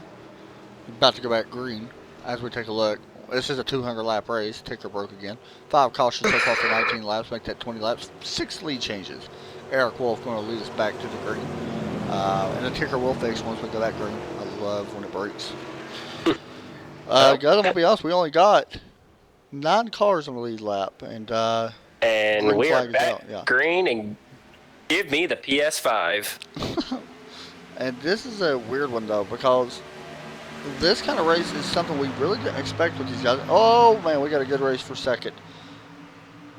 We'll go back to that as it is Daniel Hallis passing for second place. Wow. He's going to have a lot of pressure from the 15 of Anthony Burroughs and the 13 and Blake Griffin right there as well. And of course, Mike Springer. We haven't had really a lot of cautions though, Derek. Honestly, it's just the cautions we've had have been huge. Like it's taking out multiple cars. Yeah, and that's what makes it hard. I mean, by all means, you can see it right here on your screen. We are past halfway. So far, 5 cautions for night. I mean, 5 cautions is not a lot. Let's be honest, it's really not. No. We got to pass for the lead. Or battle for the lead. I don't want to say pass. Eric Wolf, Daniel Hallis. Daniel looking underneath. Eric for a second. Not going to be able to get there just yet. We'll stay with us, battle, and watch it. Daniel got loose coming out of turn 2. Ooh. 84 blinked just a little bit.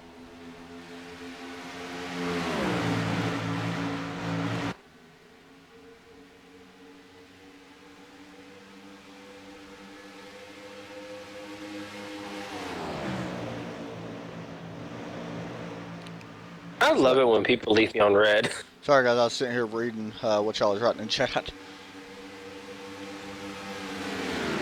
Guys, make sure anybody that's watching, go check out Dynasty Racing League at dynastyRacingLeague.com. As the battle for second picking up, Anthony Burroughs trying to pass Daniel Hallis. This is also a battle for first, I guess we could say. Right now, watch honestly, out! This 15, he's going to try to pass both of them I'm trying here. to see who the fastest is in the field right now. I think it is the 15. Yeah, it is. He's got to be. He's got to be. 27.4 last time by. Yeah. Okay. But of course, traffic and stuff like that. Well, look at this. He's going around on the second, I think. Yeah. Did he try to do the 2-for-1 special? Looked like Eric. It's about even that time, but Anthony Burroughs still faster. He will take second place from the higher lane. Fastest last time by was the 23 of Ryan Branch back in 4th place. or 5th place, I apologize. So the battle for the lead.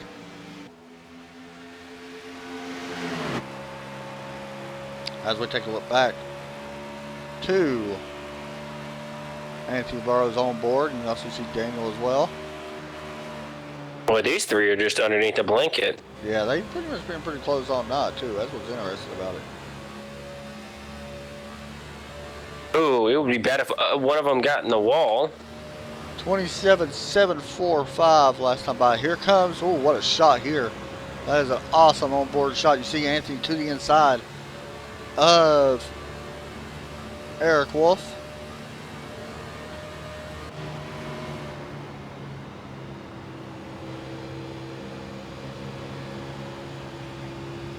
And it is Eric Wolf able to use the high line. You also see the 72 now. Daniel Hallis going to go around Anthony Burrows using the high line.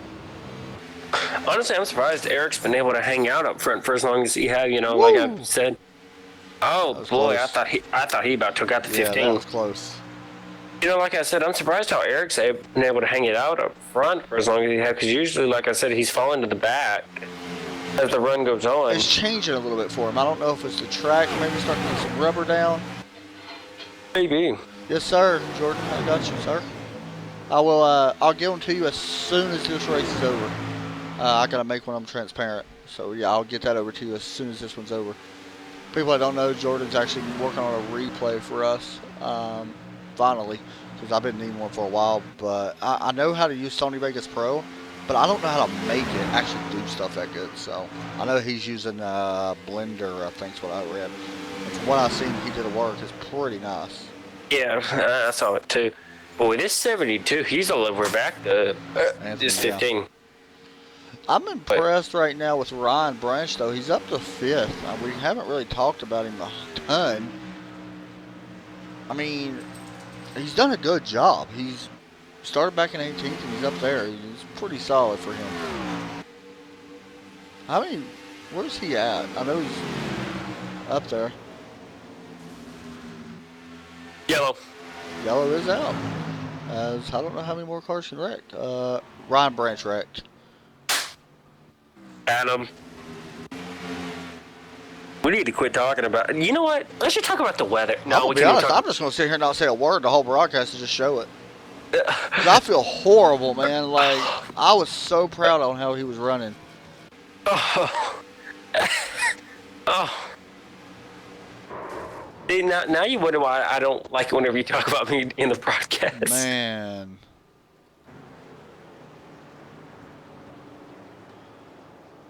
I literally feel like I caused that wreck. Like I'm just straight up honest with you, dude. I feel so bad, and he was running so good. Like my Lord. I feel like you just kicked a box of puppies right off a mountaintop, right in front of a bunch of nuns.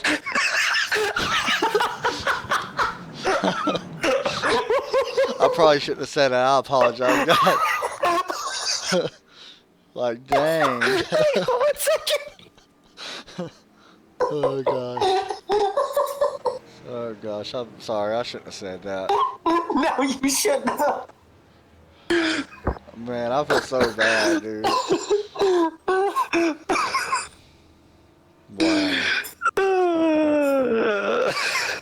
I was gonna say, well, we could talk about the weather, but no, we already know what's gonna happen if we start talking about the weather. The race off pit road is won by Anthony Burrows. Eric Wolf comes out second. Marcus Rutten third. I'm trying to change the subject now, Derek, for saying that. Okay. We're gonna take a break, guys. I'll be right back. Wow. When I first heard of ShelterBox, it was an excellent idea. I mean, just for the simple fact that you put together a care package just to get the bare, necessities to people in need right away was just an excellent idea. Once I heard about what ShelterBox was all about, I was all in.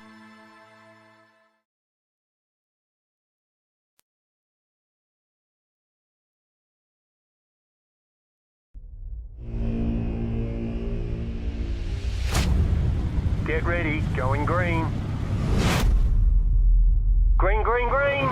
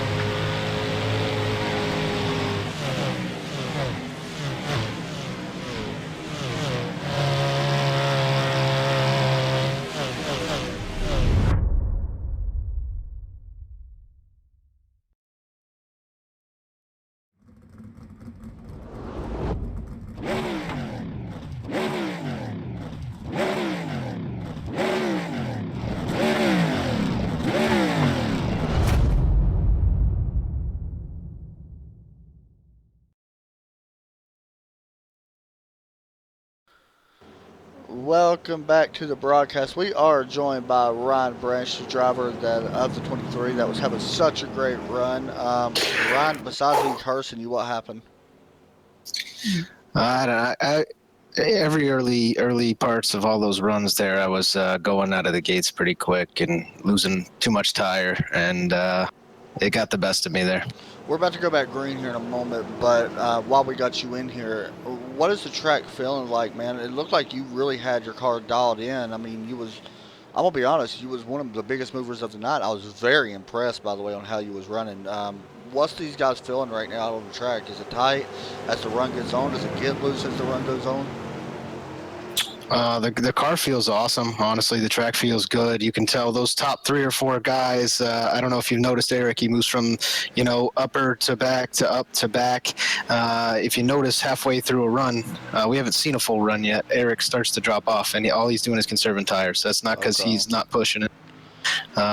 Because we haven't seen a late run here. When the run gets real late, unless you've conserved, it's very hard to control the car. How big was the tire fall off?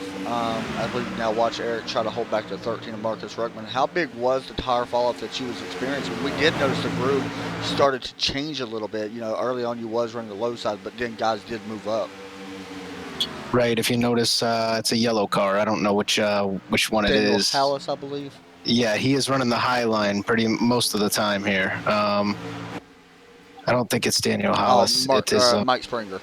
Mike Springer, yeah, he's running the high line pretty much the whole time because he wants to save his tires. That low groove is very, very fast, and if you can dive in there quick, you can gain spots. But like I said, we haven't had a late run. If those guys make it to a late run who's doing that early, they're going to be in trouble. Man, I know you wanted to have a better run than that, and that was kind of my fault, I feel like. But it is what it is, I guess. We'll move on, but good run. I know you're disappointed, but hopefully you'll get out there next week and see if you can pull out a win. Yeah, I was just hoping for a late race caution here, and because I could run really fast in the early parts of these runs. So thanks a lot, that's right. I'll see you next week. Thanks, man. I'm going to be honest with you, Derek. One thing, as I hop back over to TeamSpeak, one thing that I noticed is that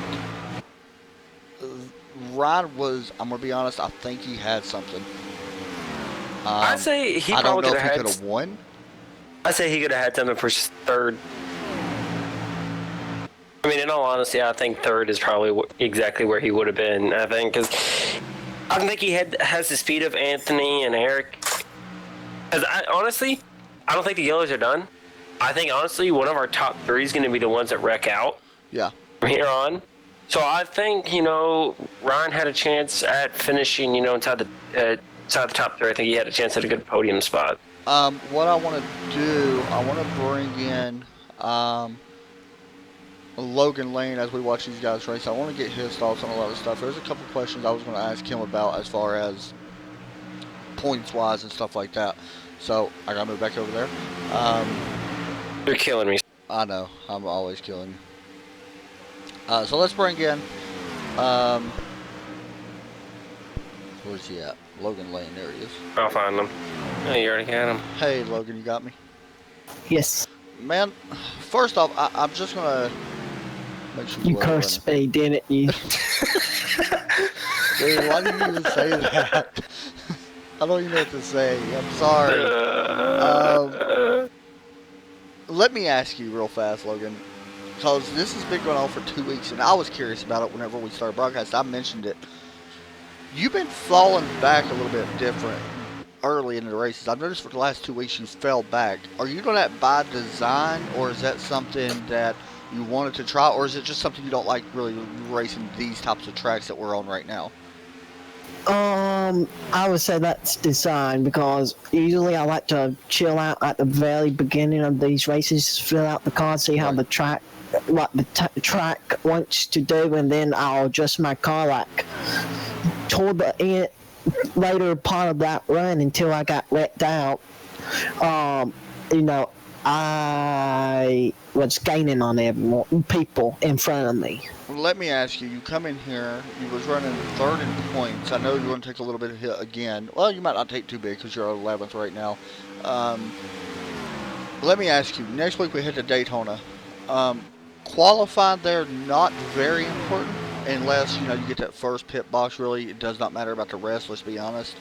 Um, what are we looking at when we go to Talladega? What are you expecting when we go to Talladega? Daytona, sorry. From me or from everyone? What are you expecting from you? Like, what would you be happy with? I know a win, but what honestly are you looking at heading into Daytona? Top 10, top 5. Okay, so we know for a fact you're most likely going to be locked into the chase. So you are third in points. So you're going to finish 11th, give or take on that a little bit tonight. We know that you're going to be locked in. What are you pretty much using this as an example for now, for the rest of the season? Are you using the rest of the season to basically go out there and just get whatever you can? Try to win a race if you can, of course. We only got 2 more races left. You got 2 more races left. We got to finish this one tonight, and then 2 more races left, Daytona and Pocono.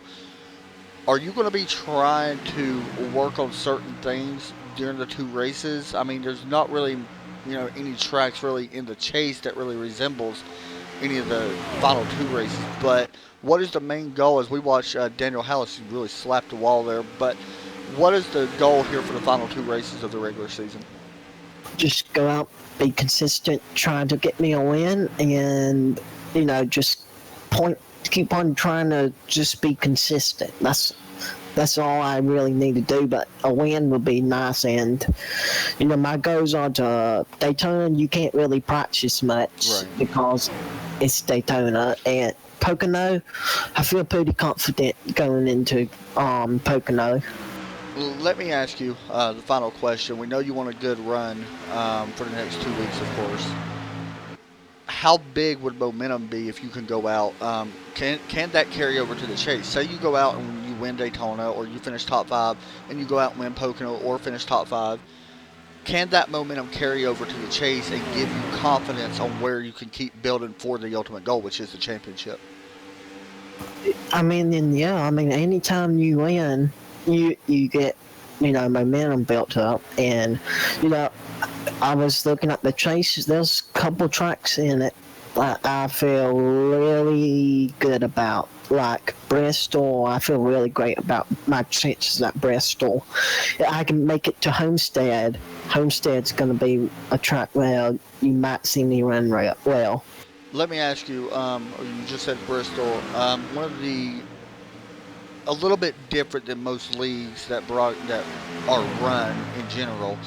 They don't have a lot of road courses. However, here at DRL, there is a road course, Watkins Glen, by the way, which is a very fast road course. Let's be honest. You kind of race with the speeds of what you would like at a 1.5 miles. The speeds are so high. That is one of the most unique tracks we go to in the chase. How do you feel about heading to Watkins Glen, knowing that could be the one, especially being you got to have a somewhat decent run because it is the last race before we head to the championship at Homestead? How do you feel about heading to Watkins Glen? I feel really great about heading to Watkins Glen because when we were racing there in the spring, I had a top 3 finish there. The only 2 that beat me was Tommy and Bailey. Okay. Man, I'm looking forward to it. I'm going to be honest. The chase looks really unique. I really like it. So, Logan, thanks for joining us. Sorry about your luck tonight, man. You've been struggling a little bit here. But you're still third in points, and I'm sure nobody can cut you up by any means. You're definitely still in the thick of it. So, go out there next week, see if you can get a win. All right. Thanks See a lot, you. buddy. Derek Hudson. All right. I want to interview someone now. Wait a minute. Before you do, who you want to interview first? Josh. Okay. Sorry, I was sitting there looking at something. Let me ask you real fast, Derek, because before we bring him in and we'll interview him, as we still watch the battle, I know we still got a race going on and stuff right now, but our 3 have checked out. It is still Anthony Burrows, Eric Wolf, Marcus Ruckman, and behind him is Daniel Hallis. Or Blake Griffith, sorry.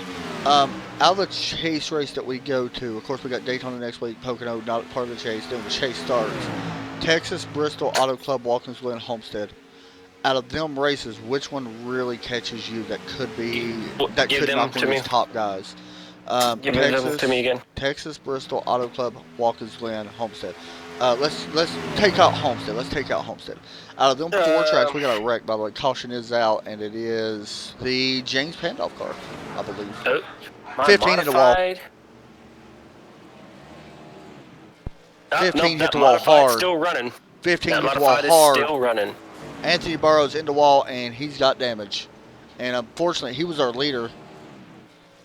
Hold on, let's try to get another look at this damage because he hit it pretty good. He tried to avoid the car spinning and got loose himself and plowed the wall. He's going to be spending some time. Yeah, he's going to be spending some time on pit road. So we're going to get Josh Coppernoll as well. We're going to interview him. But real fast, out of them 4 tracks, and we're going to go back over to this, what happened just now. Them 4 tracks, which ones do you honestly... The ones that I think that will make a big change, I think it will be Bristol and Watkins Glen, because those are 2 different ends of the spectrum. You go from one of the fastest tracks on the circuit, speed, like momentum and speed and all that other stuff wise, to a road, and then you got a road course too. I mean, it's going to be tough in those 2 tracks, and I think that's where we could see some of these guys that we don't usually expect having a chance to pull it out a win. So from what we've seen, by the way, just now, guys, that was Anthony Burrows that did get loose on the apron. And it was the transition when he was trying to miss the spinning car. Looks like the transition caused him to get loose. And with throttles in these cars are very sensitive and just wheel spin, and it slung him up into the outside wall. So unfortunately, he's going to be on pit road getting damage repaired. Now, he is second in points. So he could take a hit. I don't think it's very significant damage. It's really hard to see. I'm trying to zoom in on it and see. You see he's in pit road right now, getting that fixed. So it looks like a lot of it's just cosmetic. It does not look like it's going to affect the speed unless you don't get it all finished. So we'll be watching it closely. Daniel Hallis wins the race off pit road. What I want to do now is go ahead and bring in Josh Coppernoll, who unfortunately is 10th right now, but he is wrecked out. 10th is not a bad finish at all, but Derek, if you want to, you can go ahead and pull him in and get that interview. Josh, you got me? Yes, sir. All right, so I already know what you're going to say, but kind of tell us how your night's been going. Well, it might have been going great until you cursed me, if you guys cursed me.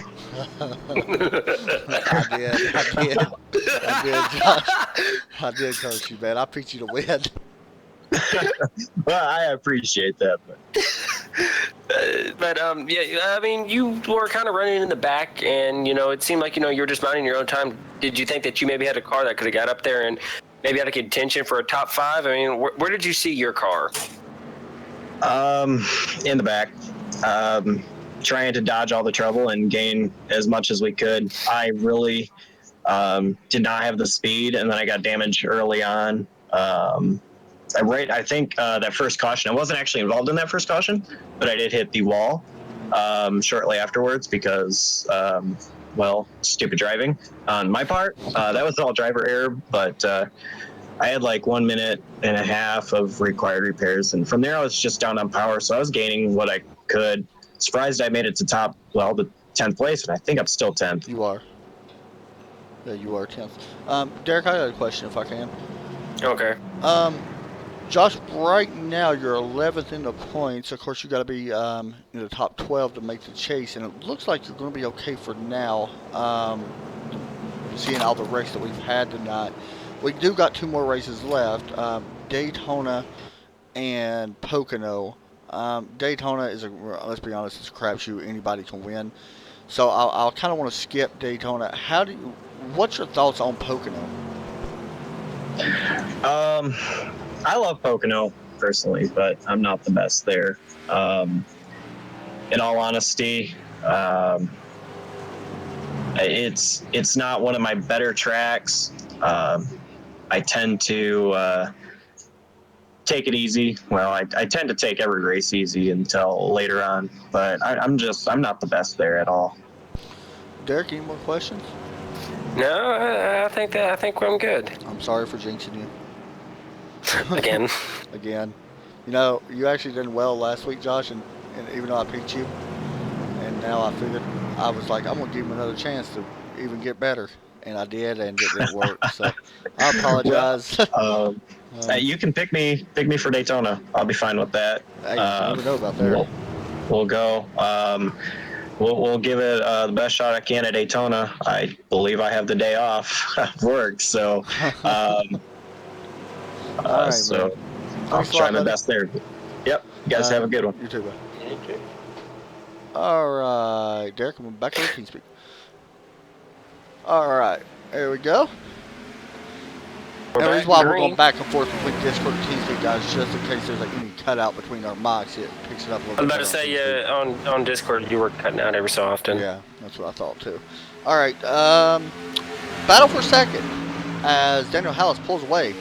It is the 13 to 84. Yellow comes out, and that is who is Martin Wisnell. that? Really? Yeah. We haven't He spoken a lot wrecked about out the Martin. first wreck. Yeah, he did. That's why we haven't spoken a lot about him. Yeah, he. Oh my Hold on, there's gosh. something else that happened here. Now, hold on. Who else was in this? Because was Mike Springer in it? Mike Springer was in it. Oh, he got into The 74. Ford Yeah. just got loose. And it Are looks you like- seeing this? Yeah. Watch the 4. Let's back it up a little bit more. I'm gonna go on board here. My thing is, he was not that fast up to speed. Why was he Yeah, loose? he just got loose. I don't know. Yeah, he got completely loose. You gotta feel for Springer though. Oh, and the 96 got into the back of him as well after he spun. Hey, he wrecked my modified. Man, I don't know, dude. Like, you gotta feel for Mike Springer. Yeah, he was having such a good night. Newcomer too. Yeah. He was just minding his business. Honestly. 72 been warned for jumping the start. Don't want to mess around with jumping the start. It's a big penalty that I don't think you want to serve. And I'm gonna be honest. 72 or 74. I believe it's going to go down to the 74. 72, right? Because Daniel Hallis was the leader. Okay. Yeah. One thing I'll say about this league, and I say this with all respect to the other leagues because I think they're all pretty fair as well. This league is pretty strict on certain rules, and I respect that they do stuff like that. You know, like it's in the rule book. If it's in the rule book, it will be called. I like it, honestly. All right, guys, we're going to step away. We'll get another break. This race is 200 laps. I know my stupid counter up there says 178. So we got a little over 50 laps to go. We'll be right back here. Whoa, my voice. For the ShelterBox Disaster Relief 300. I'm going to go kick a box of kittens. Be right back.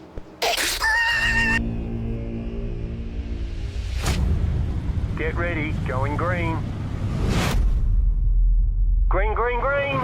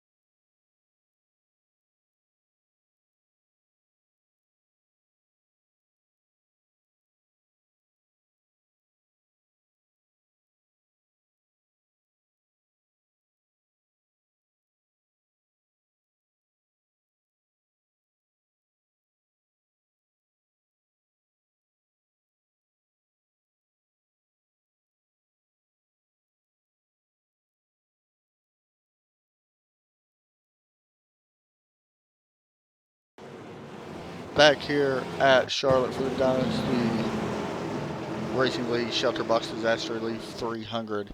Coming down to crunch time now as green flag. By the way, last time we did get a warning to the 72. That looked like a pretty clean start. However, he still was a really good jump. Oh, lag. Do what? I said, if it's crunch time, I want a crunchy taco from Taco Bell. I don't like crunchy tacos. Me neither. I don't like tacos either. But I thought I'd say it because, it sounded cool whenever I said it. So thank you for ruining my joke. Sorry about my lagging, guys. I'm having trouble with iRacing tonight. That could be why my frames are done. Maybe my internet tonight be messing up. Got any storms in the? Yeah, maybe. I don't know. So we're watching a battle right now with Anthony Burrows, and by the way, he was able to actually get more of that damage fixed, so he should be good. His car actually looks pretty good now. He will battle underneath Austin and take over 4th spot. Meanwhile, our leader's trying to pull out, so it is pretty much single file at the moment. Guys, I see a car spinning. No, never mind. I'm gonna be honest, we don't have a ton of cars left in this race. I will say though, why does it say finishing, by the way? We're not finishing, guys.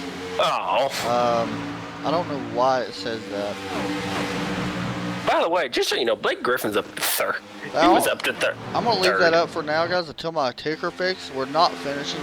No, I really didn't figure that out. Anyway, until that fixed, that's a weird one.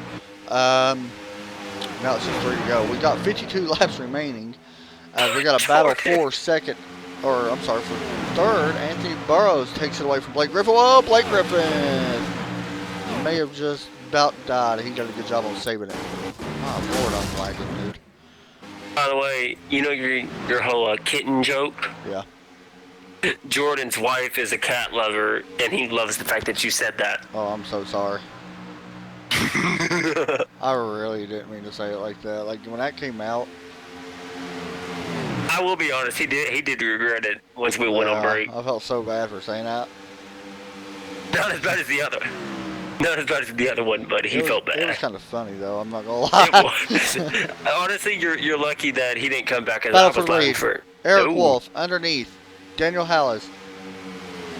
Honestly, I'm surprised Daniel was able to... Whoa, hold up. Is that the 15? It is the 15. Wait a second. And Where's, Eric Wolf takes the lead. Where's the 13?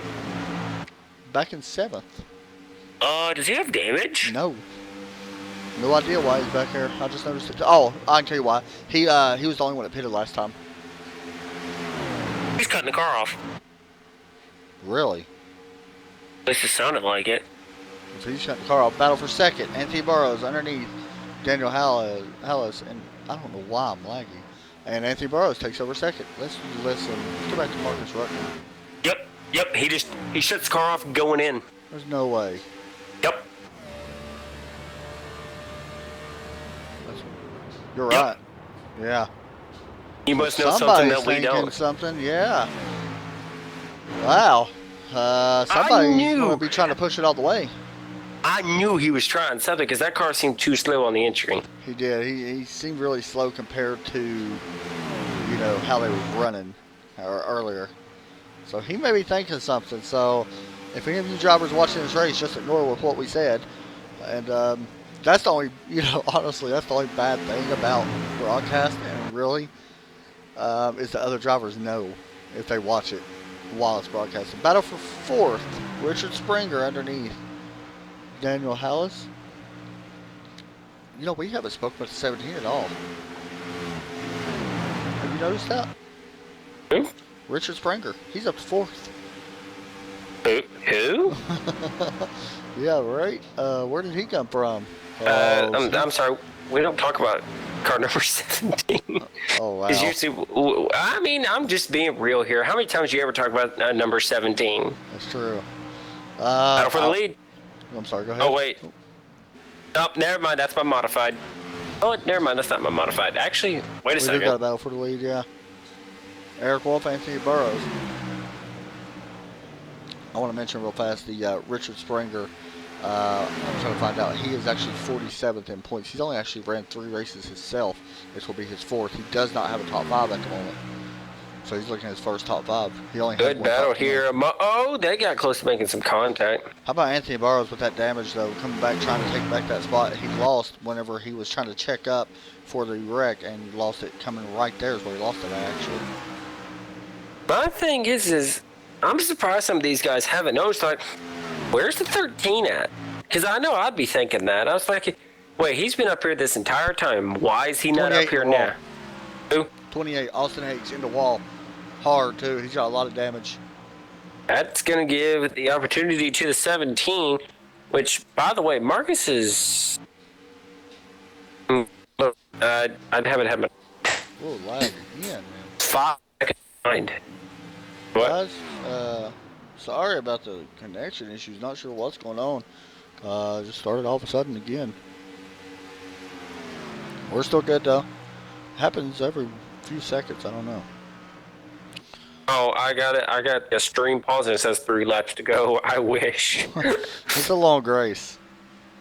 It's long for broadcaster. It's long for racers. Yeah, it's long for we sit there and said when we came on, this was the longest race of the season. I literally about passed out already. Oh, man. Did you see what I just did? I minimized everything on my screen. Good. So everyone, never mind. I'm not going to finish that statement. I was going to say Everybody see my something. Chase Elliott background, though. Oh, well, that's not, well, sure, that's your background. I feel so bad for him today. You should. You should. Yeah. Man, usually I'm the one who calls out cheaters. Well, apparently not.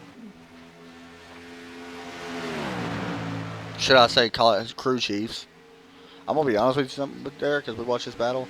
Chase Elliott's crew chiefs needs to go bye-bye. I've always thought that. I didn't think he was that good with Gordon. Battle for third. Austin Hicks, Richard Springer,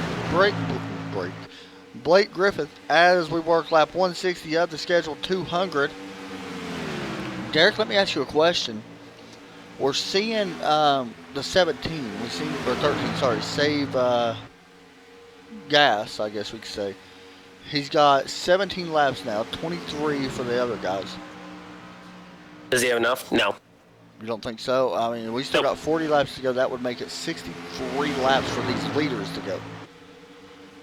And it only... That's a lot, though. It's only 50.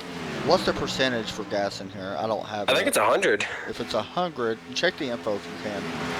I'll check it here. It's not the right thing. I'm breaking stuff. They're running 100%. Okay. I had to get in the car and check. I'm surprised, though. Like, I didn't think that many guys would go 60 laps on a set of tires. Well, maybe they think the yellows aren't done. Yeah, my internet's messing up. I don't know what was going on with it, man. That explains why I was lagging at the first of it, though. So apparently something's definitely going on with it. I love my internet. Yeah, I wonder what that sounds like. When you pay $100 a month for 60 megabyte download speed and like 20 megabyte upload, you would think it would be somewhat decent, wouldn't you? Yeah, yeah. It's ridiculous. Oh, I see a car smoking. I'll try to find it. He is blown up, and it looks like it is, I don't know. He's on pit road. He's just came down pit lane. Oh, it's my modified. No, my beautiful modified. No, you're supposed to keep running. Who was it? My modified James Pandoff. Yep, you're right. No, that looks, it's still smoking. If he can get in pit road before it blows up, he may not have that long of repairs. I don't know about that one, Derek. Have faith. Somebody coming out, by the way, on pit road. Looks like the... Jared Ziegler. Yep. Coming out. There's my new modified, if you want to give it to him. He literally don't have a hood. Ooh. Yeah, that's definitely your modified. I'm just saying. Well, you know, he's got to finish the race before I give up my award. That's a bad award to have. Well, it really is. By the way, should I start interviewing the award winner? Yeah, probably not. Yep. Nobody wants that award. Hold on 1 second. Where's Josh? Can I get Josh back in the car? Josh needs to go back out. Nobody wants that award. By the way, the 96, I think, does get it. Have you seen the 96? No, I have not. I do want to mention, by the way, that earlier is pulling away from Anthony Burrows, now 16th to 96. Yeah, you can give it to him, but he's still got a hood. He barely has a frame on the front end. That is true too. The type of, and he's 63 laps down. You're laughing, hey, but hey, you can laugh all you want, but I will say this: he's got a chance right now, in all reality, to finish 8th. No, he's got a chance to finish top 10. Yeah, 8th. Wow. Say what you want, but 8th. Hey, 8th place is 8th place, especially when there's a lot of guys that run in this league. That's points. I mean, how many times does your car look like that, Derek? Not every single time I can step in it. I can't say that, but me too. I'm going to be honest, some of these guys that drive these cars do a great job. Most of them do. I was about to say, did my car look like that Sunday night? No, because my car wasn't. No, your car looked like that. My car looked like that. I get wrecked about 5 times by people. Not being Yeah, sorry. Sorry. Yeah. That awkward moment when you get wrecked by somebody else and then your teammate decides to finish you off at the end. And somehow you still finish 11th. I'm about to say, you finished better than I did. That's true. I want to get. You know what I really wish I could add? What? I want to add a double battle screen where I can watch 2 separate battles at once. Yeah, but like you said, that's almost impossible. Yeah, you got to have another channel. I'm going to be honest, I'm not buying more tracks and stuff as much as this stuff's cost. You know what? Give it to me. You got to... Hey, maybe that's how you got to do it. You would have to broadcast it. No. No, but I know another way I could. TeamViewer. Actually, I don't know another way I could. TeamViewer will lag. I don't know. Anyway, last time by, it was a 28.707 for Eric. Remember when you thought Eric was dropping back on long run? Mm-hmm. Yeah, shut up. Hey, Mr. Curse Munch over there. That you lied about that. Let's just be honest. Well, you didn't lie. You know what? I lie about a lot of things. You didn't lie about it, but you thought he was dropping back. You know, you didn't think he had a long run car. Well, right now he's the fastest out on track. So somebody was right when they said that he was just saving tires. I think we had about 3 people tell us that. I will say. Who was? 84. Oh, yep. Eric Wolf on pit road. Anthony Burroughs takes the lead. I will say one thing about something. Blake Griffith. Good job so far, sir. So now Marcus, will he have enough to make it though? Because apparently, now I don't know if this is scheduled though. I mean, I know it's scheduled, but I think it's more for tires and possibly a splash. But why though? He was so far in front. He was almost a second in lead. But now that's even better if you think about it, because you see Anthony coming down. Yeah, I'm about to say Anthony coming to pit. I think this is better. I think it's going to force everybody else to come down as you see the 84. Sorry. By the way, the 13 is going to have a huge lead because he doesn't have to pit. Maybe. We don't know if he's got a pit. Maybe these guys. I mean, they're pitting for tires. Like, I'm looking. Eric did stop for tires. I think this is a tire stop. I don't think it's necessarily a fuel stop. So Austin Hayes takes the lead. By the way, he is your points leader. So he's definitely going to get a lap led, which he already has. Richard Springer, Blake Griffin third. Man, I don't know. Wait, I thought Blake was third. Did Blake lose a couple spots there? Maybe not. As he's actually under track from the 13. I still think that Marcus is still going to have to pit, man, because they only went 5 laps. I know he's saving, and now there's a possibility he could have saved way too long. Because Eric Wolf's a lot down.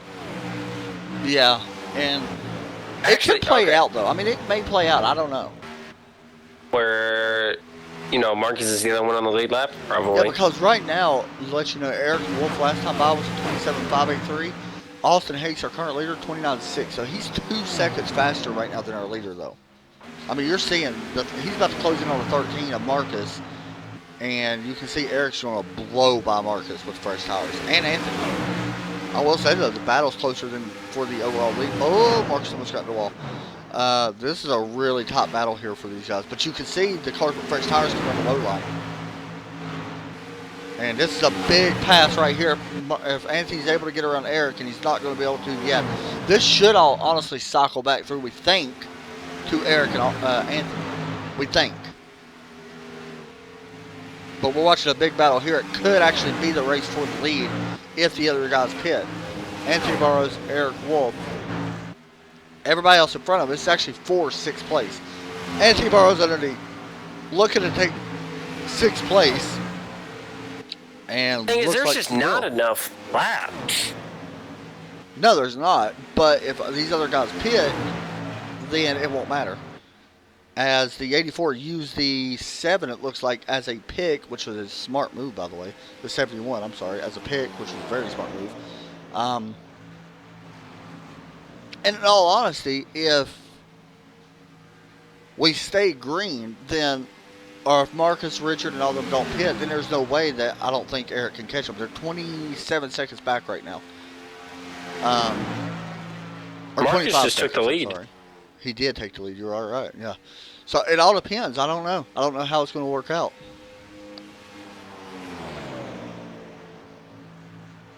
I mean, it's so close to know. That's the thing. We don't know if they're going to try to stretch it. We don't know if they're going to try to pit. If they pit, they're going to lose. Let's be honest. It's going to be Eric or Anthony. Yeah.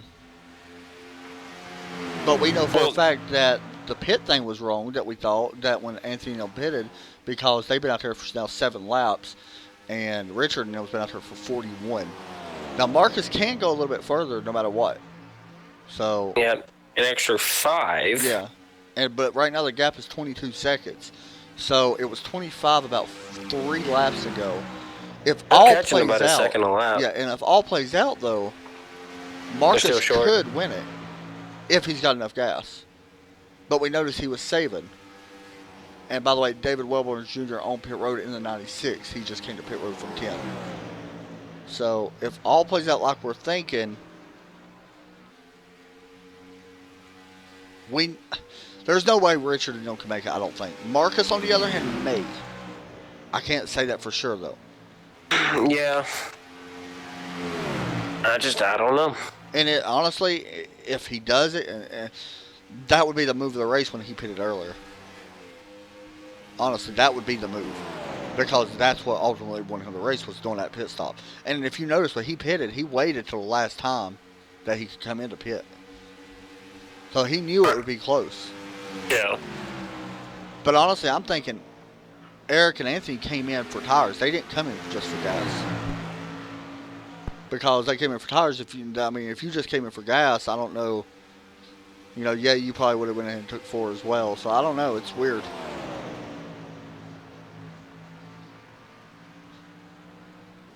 The lap times right now. Oh, we got a spinner, I think. Now, if we got a spinner. 17. 17's going to save it. Okay, so no caution. Oh, or is he going to save it? I can't tell. Yeah, he did save it. Richard Springer. Let me look. Let's see what happened. Yeah, he actually went through the grass. Lap times right now. Last time by 29.021 for Marcus. As we see Richard Springer, that's what happened to him. He is going back again. Anthony Burrows, by the way, who just got by Eric Wolf. We didn't see it because we was looking at the replay. Here it is. Oh, what? Oh, that was a lap car. The 96 got in front of Eric Wolf, and he's got damage. He's got a lot of damage. Wow. So a lap car was the cause of Anthony able to get around the 84. Now, Eric, he's still there. Now, the question is going to be, will he overheat? He's definitely going to be struggling. I don't know. You know what I say? I say screw it, and if you blow up, you blow up at this point. Yeah, you got to go. You can't stop. The lap times have fallen off for Anthony, though. 28.085 for Anthony last time. Marcus ran a 29.122. So the lap times are falling off, and the lap times will continue to fall off. They will not. Marcus is on pit road, I think? No. I thought Marcus was on pit road. No. He should not have to pit for at least 5 more laps, guaranteed. Guaranteed, because Richard's on 47 right now, 48. So, guaranteed he can run at least 5 more laps. By the way, I just want to notice, I hope you noticed this. I'm looking inside the top 10 right now. We have 5 Fords in the top 10. By the way, Ruckman is shutting the car off, to let you know. Yeah. I mean, are you seeing this too? 2nd, 3rd, and 4th, all Fords. 6th is a Ford, and 9th is a Ford. Wow. Talk about Fords tonight. Usually Fords don't do this good. Shocking. We see Anthony Burrows get around Daniel Hallis, and Eric Wolf as well gets around Daniel. You got to feel for Eric, man. Like, I don't think the lap car really did anything wrong. It looked like he was on the high line. There should have been some type of communication. And there was none. I was watching I the don't chat. think there was none either. Oh, gosh. Okay. That's a weird feeling. So there's your distance between everybody and the leader. 13 seconds right now between Anthony and Ruckman. I think it's not closing fast enough. It's really not. Anthony, the last time by, ran a 28.1. Marcus running a 29.1. So a second right now between the two. Yeah, I'm going to say they're gaining about a second a lap. But like they I said, will be dead even if everything adds up the way it is right now. My thing is, Marcus is only getting slower. Not as much as you think. 29.1 that time as well. Him cutting the car off, I think, is making it work. Now, I don't know. Let me hop on board the and see if gap he's is cutting down off to 12 and a half. It's going to be close. You know what? The bump and run may happen. Because honestly, that's what it's going to come down to. So he's not cutting the car off. He's clutching. No, he's cut it off sometimes. Yeah, he's cut it off earlier. Now he's just clutching. If you can still hear it. See? Yeah. He's just clutching it because he didn't lose that much RPM. We'll listen again. I feel like he's clutching. Last time he just shut it off. No, he's clutching. He went down to 1200 RPM. Yeah, okay, yeah. And then you see, he got a little loose. But you see how it gets back up and goes like no problem. You also got to think that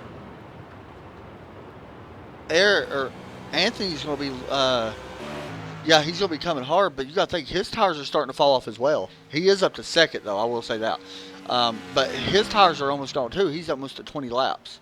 You know what I think we're going to see? Remember at Iowa, back whenever Ricky Stenhouse was still racing nationwide? Yeah. I feel like we're going to see like one of those type finishes where the leader's going to end up getting pushed across the line. Basically, what the modified of the race is, it is the car with the most damage that is still running.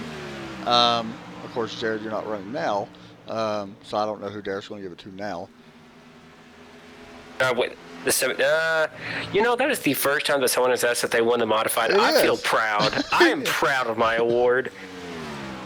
So I'm going to be, you're right, Derek. This is going to come down. It's going to come down to the last lap. This will come down to the last lap if it stays like it is right now. We're still 8.5 seconds from Anthony to Marcus. We know for sure Marcus can go 5 more laps, guaranteed, because Blake and Austin still is. They're on lap 54 right now, 55 of their run. Honestly, here's the deal. If Austin and them do not pit in the next 3 laps, then he can make it. I agree. But there's no way that Marcus can know that, though. No, there's not. Not unless he's honestly, though, who knows that Austin and Blake and them are running it completely dry? Well, not only that, I'm going to be honest with you about something else. Anthony last time by, he's not closing as much. He under a half a second last time by. Look at the times on the time. Yeah, I just saw it. Not as much. That's because the tires are going away. We knew at lap 20 the tires would go away. I want to be honest. There's a chance Marcus can do this.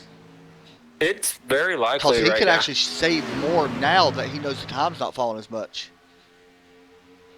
Yeah, we're still at... I don't know if Anthony can pull it off, or Eric. I don't know. It's still a 7-second gap, and there's 6 to go. Last time by... Oh, he almost lost it. You see right there, look at the times again. 28.6 for Anthony, 29.2 for Marcus. And Marcus is shutting the car off. Blake is pitting. Eric Wolf is on pit road, I think. No, he's blinking. Okay. Let's say if he's on pit road, then Hello. Oh my gosh. He just won.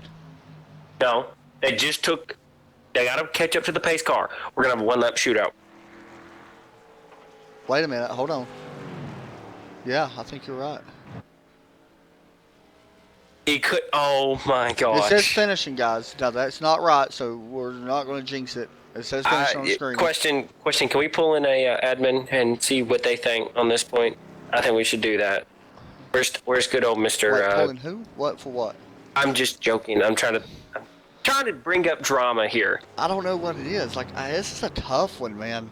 My thing is, it's because they didn't cross the line before the yellow came out. Marcus will have enough. Wait, he's pitting. Oh my god. I don't think he had to pit. No, why? Yeah, there's Honestly, no wait, way wait, he'd have pit, dude. There's no way. Hold up. How many cars behind him pitted? Wait. Oh, wait a second. They're doing it cause fresh tires. There's only going to be 2 cars out there with old But my tires. thing is, though, it's a one-lap shootout. It'll make a difference. But my thing is, we're not guaranteed a one-lap shootout. Oh my gosh. This is the most drama-filled race I've ever seen at the end. Oh my gosh. Boy, Adam, we should. Are we coming back to DRL next year? I think so, actually. Because literally, these past 2 weeks have been the greatest broadcasting. Yeah. And we go to Daytona. And, I want to race Daytona, but we're going to Daytona next week. I don't think. Oh boy. So we're not finishing, guys. We got the lap counter down at the bottom because the ticker's been stupid again. 4 laps right now. Once they hit the line, 3. They got to get 2 to go this time by. Yeah. If they do not get 2 to go, then it's over. Correct? Yeah. Yeah, I think so. Yeah. They have to get 2 to go this time by. And I'm going to be honest. If they stay, if we have a 1-lap shootout, I think Marcus has it. I'm going to be honest. Honestly, no. I think Anthony's got it. You want to know why?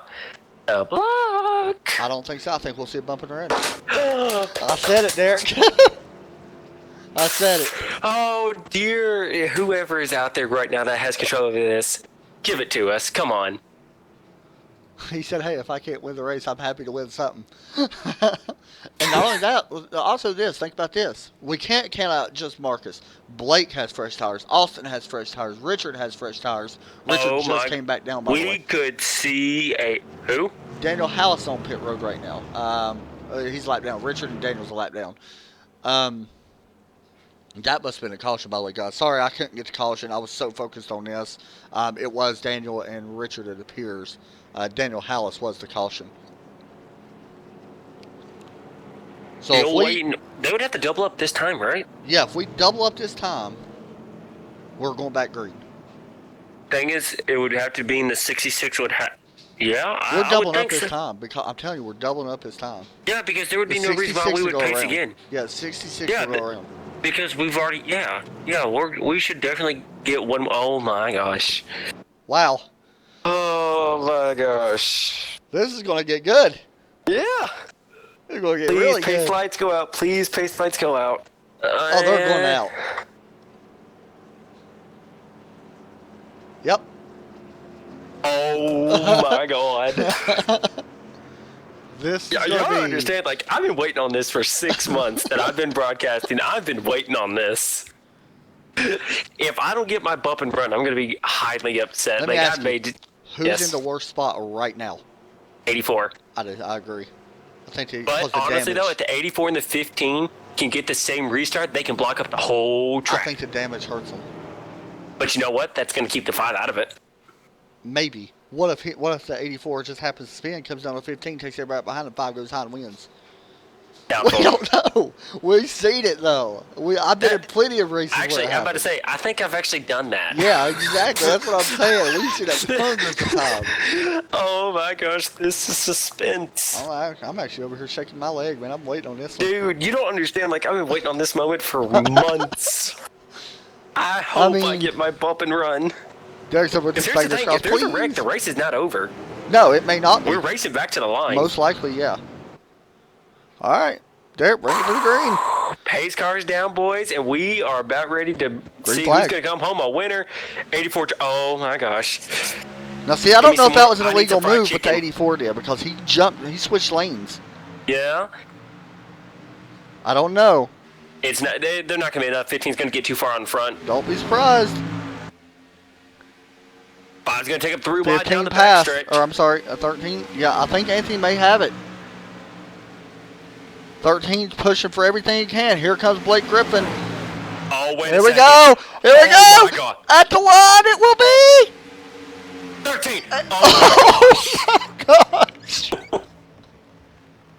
Oh, my gosh. Holy crap. Wow. Oh my gosh. Wow. You know what? That's better than a bump and run. That's a replay. That's what that is. That's worth that. Oh my gosh. Wow. Congrats. Oh my gosh. View from the grandstands. This is right at the start-finish line. Oh, wow. Marcus Ruckman with the call of the century will burn it down in the number 13 Home Depot car. Will win tonight at Charlotte in the DRL ShelterBox Disaster Relief 300. Oh my gosh, man. Good race. Great race, man. Good for all them. Man. By the way, I'm going to take a picture of that. Hang on. Derek, so we're getting pictures and everything. Dude. That's something we don't see very often. Oh, like I said, I think that's better than my bump and run. Yes, I'm upset I didn't get my bump if he's in. You know what? Marcus is in TeamSpeak, or whatever I'm in. Yeah, whatever we're in. All right, here we go. Hey, Marcus, you got me? Yes, sir. I don't know what to say, man. First off, let's go way back sooner. Let's go way back to the middle of this run, that long run we just had. You pitted at the caution. Right before we went back green, you pitted. Now, we seen you cutting your car off. Did you think that you would have a chance if you did that to be able to get the win? We seen you take the lead. Did you have enough fuel to make it to the end? Oh yeah, I was good by about 4 or 5 laps there. I was saving from the green flag. When that caution came out, I'm like, oh, you've got to be kidding me. Now, this is even more interesting here because now we get to go over to the fun part. We seen Eric stay out. Of course, Eric had some trouble with the lap car. I seen that. Now he stayed out. Him and Anthony both stayed out. You decided to come back down pit road, which was interesting because you was in the lead. Was it going through your mind not to pit?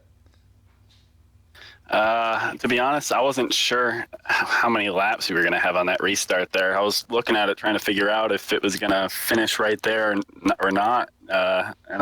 I knew if I stayed out, they had like 30 lap better tires than they had like 50 lap better tires than I did.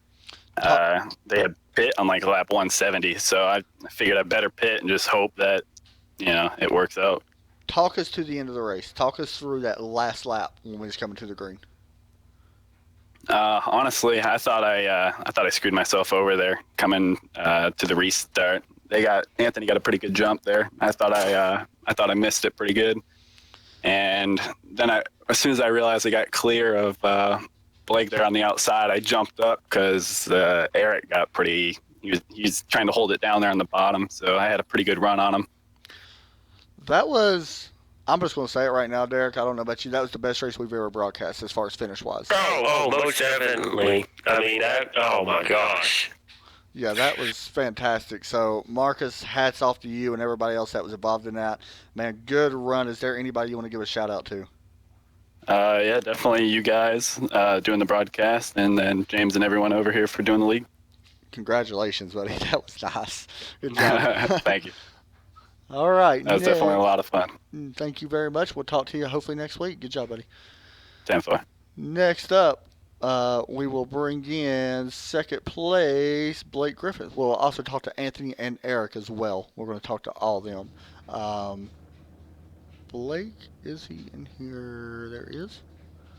Hey, Blake, you got me? Yeah, man. What's up? Man, well, for once my car didn't jinx you.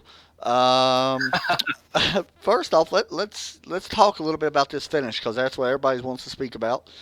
Talk us through it, man. You had a chance at pulling it off. That was a good, clean finish, though, by the way. Talk us through that last lap. Yeah, man, I knew when I had been saving, I was going to be able to finish the race on fuel, but a couple other guys had that strategy too.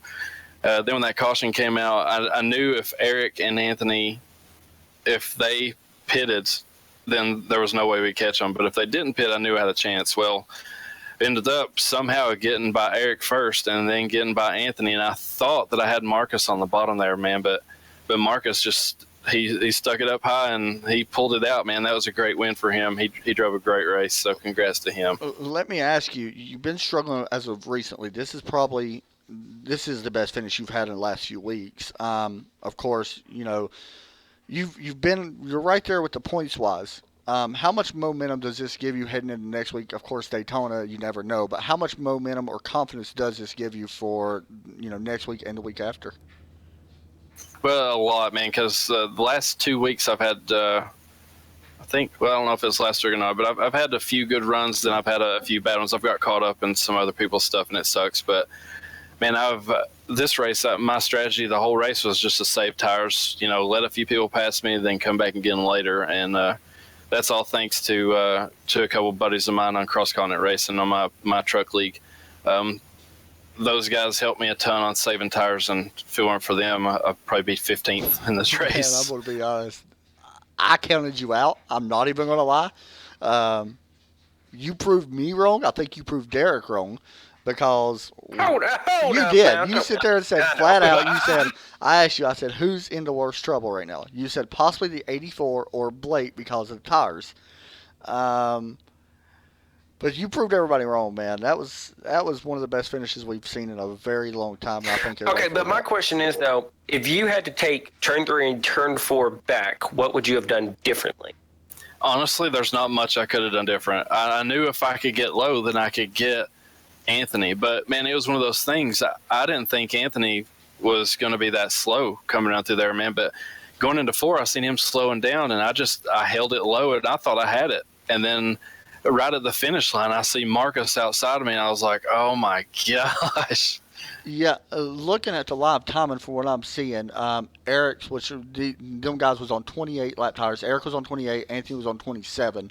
Anthony's last lap was a 30.079. Now, this is counting, of course, because of caution, so it's a little bit slower.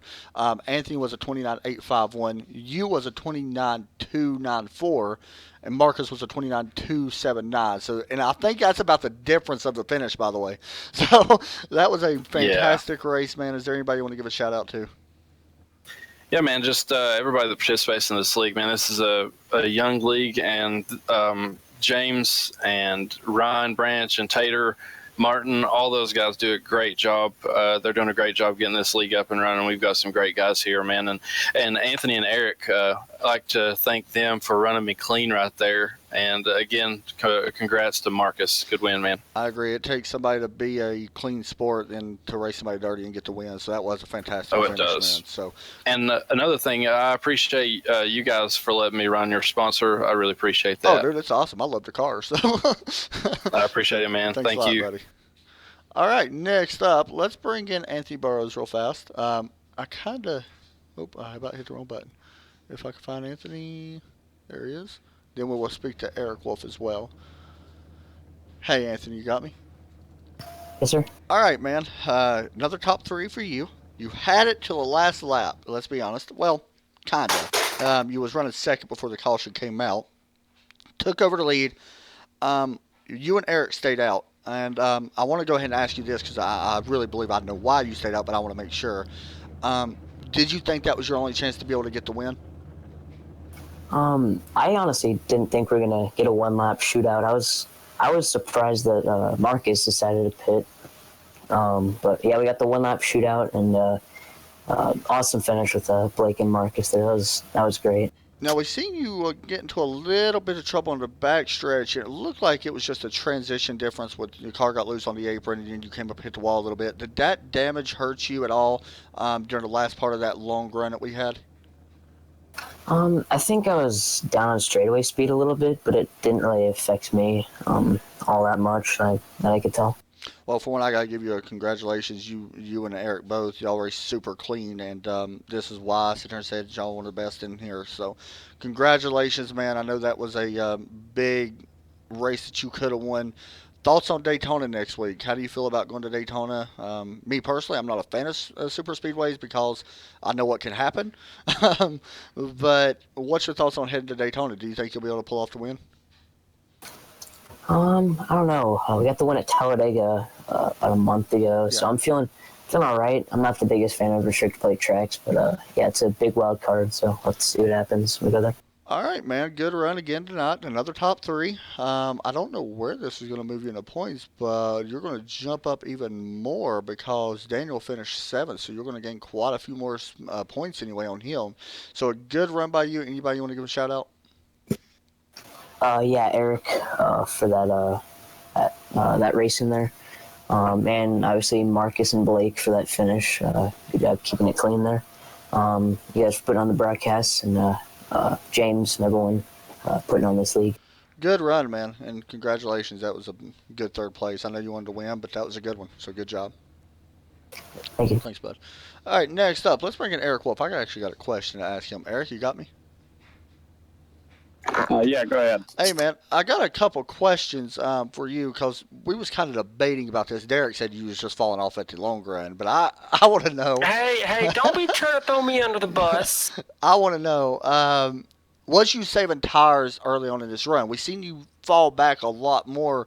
The speed drop off. I think you was saving tires from what we was hearing, but I want to know if you was saving tires during the longer parts of this race. Yeah, up until about lap 50, I saved tires every run. I dropped back, and I expected to get a long run and start to run the guys down, but the runs were too short, around 20 laps. And then we did get a longer one, and I noticed I was running Ruckman down, but I wasn't running Burrows down, so I figured I'm done doing that strategy. I'm just going to start running the car. Not as hard as I can, but pretty hard. And it worked out better for me. Let me ask you, of course, you was up in the high side on that last restart, and that's what everybody's talking about right now. The high side, very, it could be good, it could be bad. If we could go back to that restart, I know you would rather be the leader, but do you think the high side actually hurt you on the restart? No. With a one-lap shootout, it's a leader's race to lose. Unless you're in a situation like we had where we didn't have tires. Me and Anthony were both sitting ducks. It was just a matter of when they passed us. I was just trying I didn't want to block, but I wasn't going to get out of the way. And we were down so far on pace that's what lost us the race. It was just no tires. I asked Anthony the same question. Daytona and Pocono, at both of them, I feel like you're a Pocono top racer. I don't know why, but at both of them tracks, which race do you think you'll be able to pull off the win? We already know you got 2 wins on the season. You was 12th in points. I'm sure you're going to move up a couple of spots tonight. Which of them 2 tracks do you feel most comfortable racing?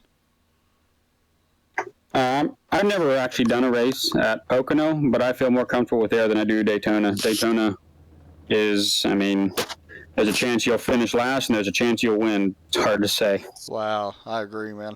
Man, I know it's kind of bittersweet. I know you're happy to get a decent run. I know you possibly had a chance at getting the win, but all in all, you finished 4th place. Are you happy with finishing 4th? Is that okay? I know nobody's really happy with 4th, but are you satisfied with 4th? No, I thought that I could have won this race.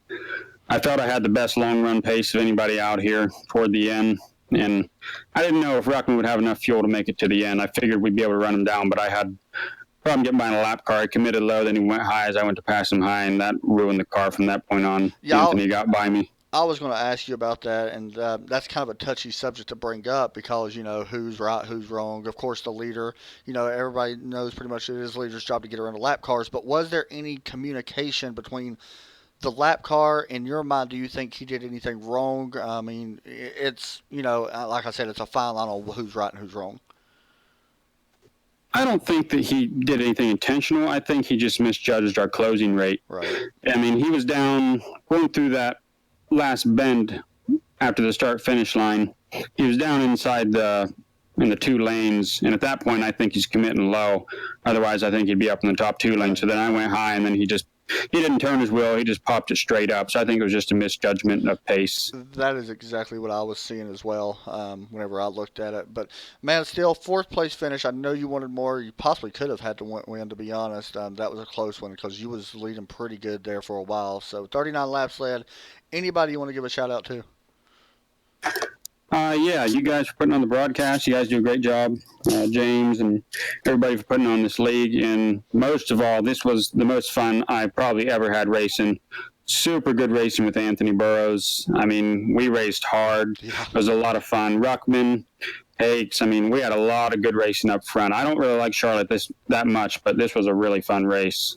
Yeah, man, I agree. It was fun to watch. I really appreciate that you all raced clean at the end. That really, you got my respect from watching you all race. I mean, I'm sure y'all gained a lot of respect for each other as well. So a good run. And, man, go out there next week, Daytona. You never know what could happen. Go out there and see if you can get a win. All right, thanks. I'll give it a shot. Thanks, buddy. Derek, thoughts on the race? We talked about it. It was a very, very, very long night, I will say. But you know what? I think it's all worth it for that ending. I think we got. I mean, I say that's probably going to be the closest in trackside racing history. Yeah, I agree. I think it is. That's going to be close. And I mean, I hope we have more. And I think we could see one that's going to be fairly close to topping it. I'm actually talking to James about trying to race it. I don't know if I'll actually get that. But because, I mean, honestly, this league looks like it's going to put on a heck of a show next week. Yeah, and I hope I get to be here. Yeah, Daytona's an interesting one, so I'm looking forward to that as well. Thoughts on the race? Fantastic finish. You do got a feel for Eric Wolf, though. What could have been if that car, and not against anything about the car. I'm not saying that bad at all. Okay, I want to make sure I clear that up. It looked like a miscommunication, like he said. But you still wonder what could have been if the damage wouldn't have got down to 43 car. So that's my thoughts on it. Guys, tomorrow night we'll be live for the Sim Racing Short Trackers. I think at 8 o'clock we'll be at New Smyrna. So that'll be a fun one. Thanks everybody for watching. Have a great night. God bless. Make sure you check out ShelterBox Disaster Relief. And it should be a very good rest of the night for everybody. There's our host, Adam Chapman, Derek Pemberton. And make sure I get my sponsors and everything up there. Thank you very much for watching. And that would do it for us tonight. When we long for home, are we asking for a roof and brick walls? Or do we just need the people we love and the comfort of a little shade? Yes, home is a location, but it can be anywhere that's dotted with the marks of family and friends. A place made of simple pieces, like a spot to play, a light to read by, a soft landing zone, that together give us hope for the days to come.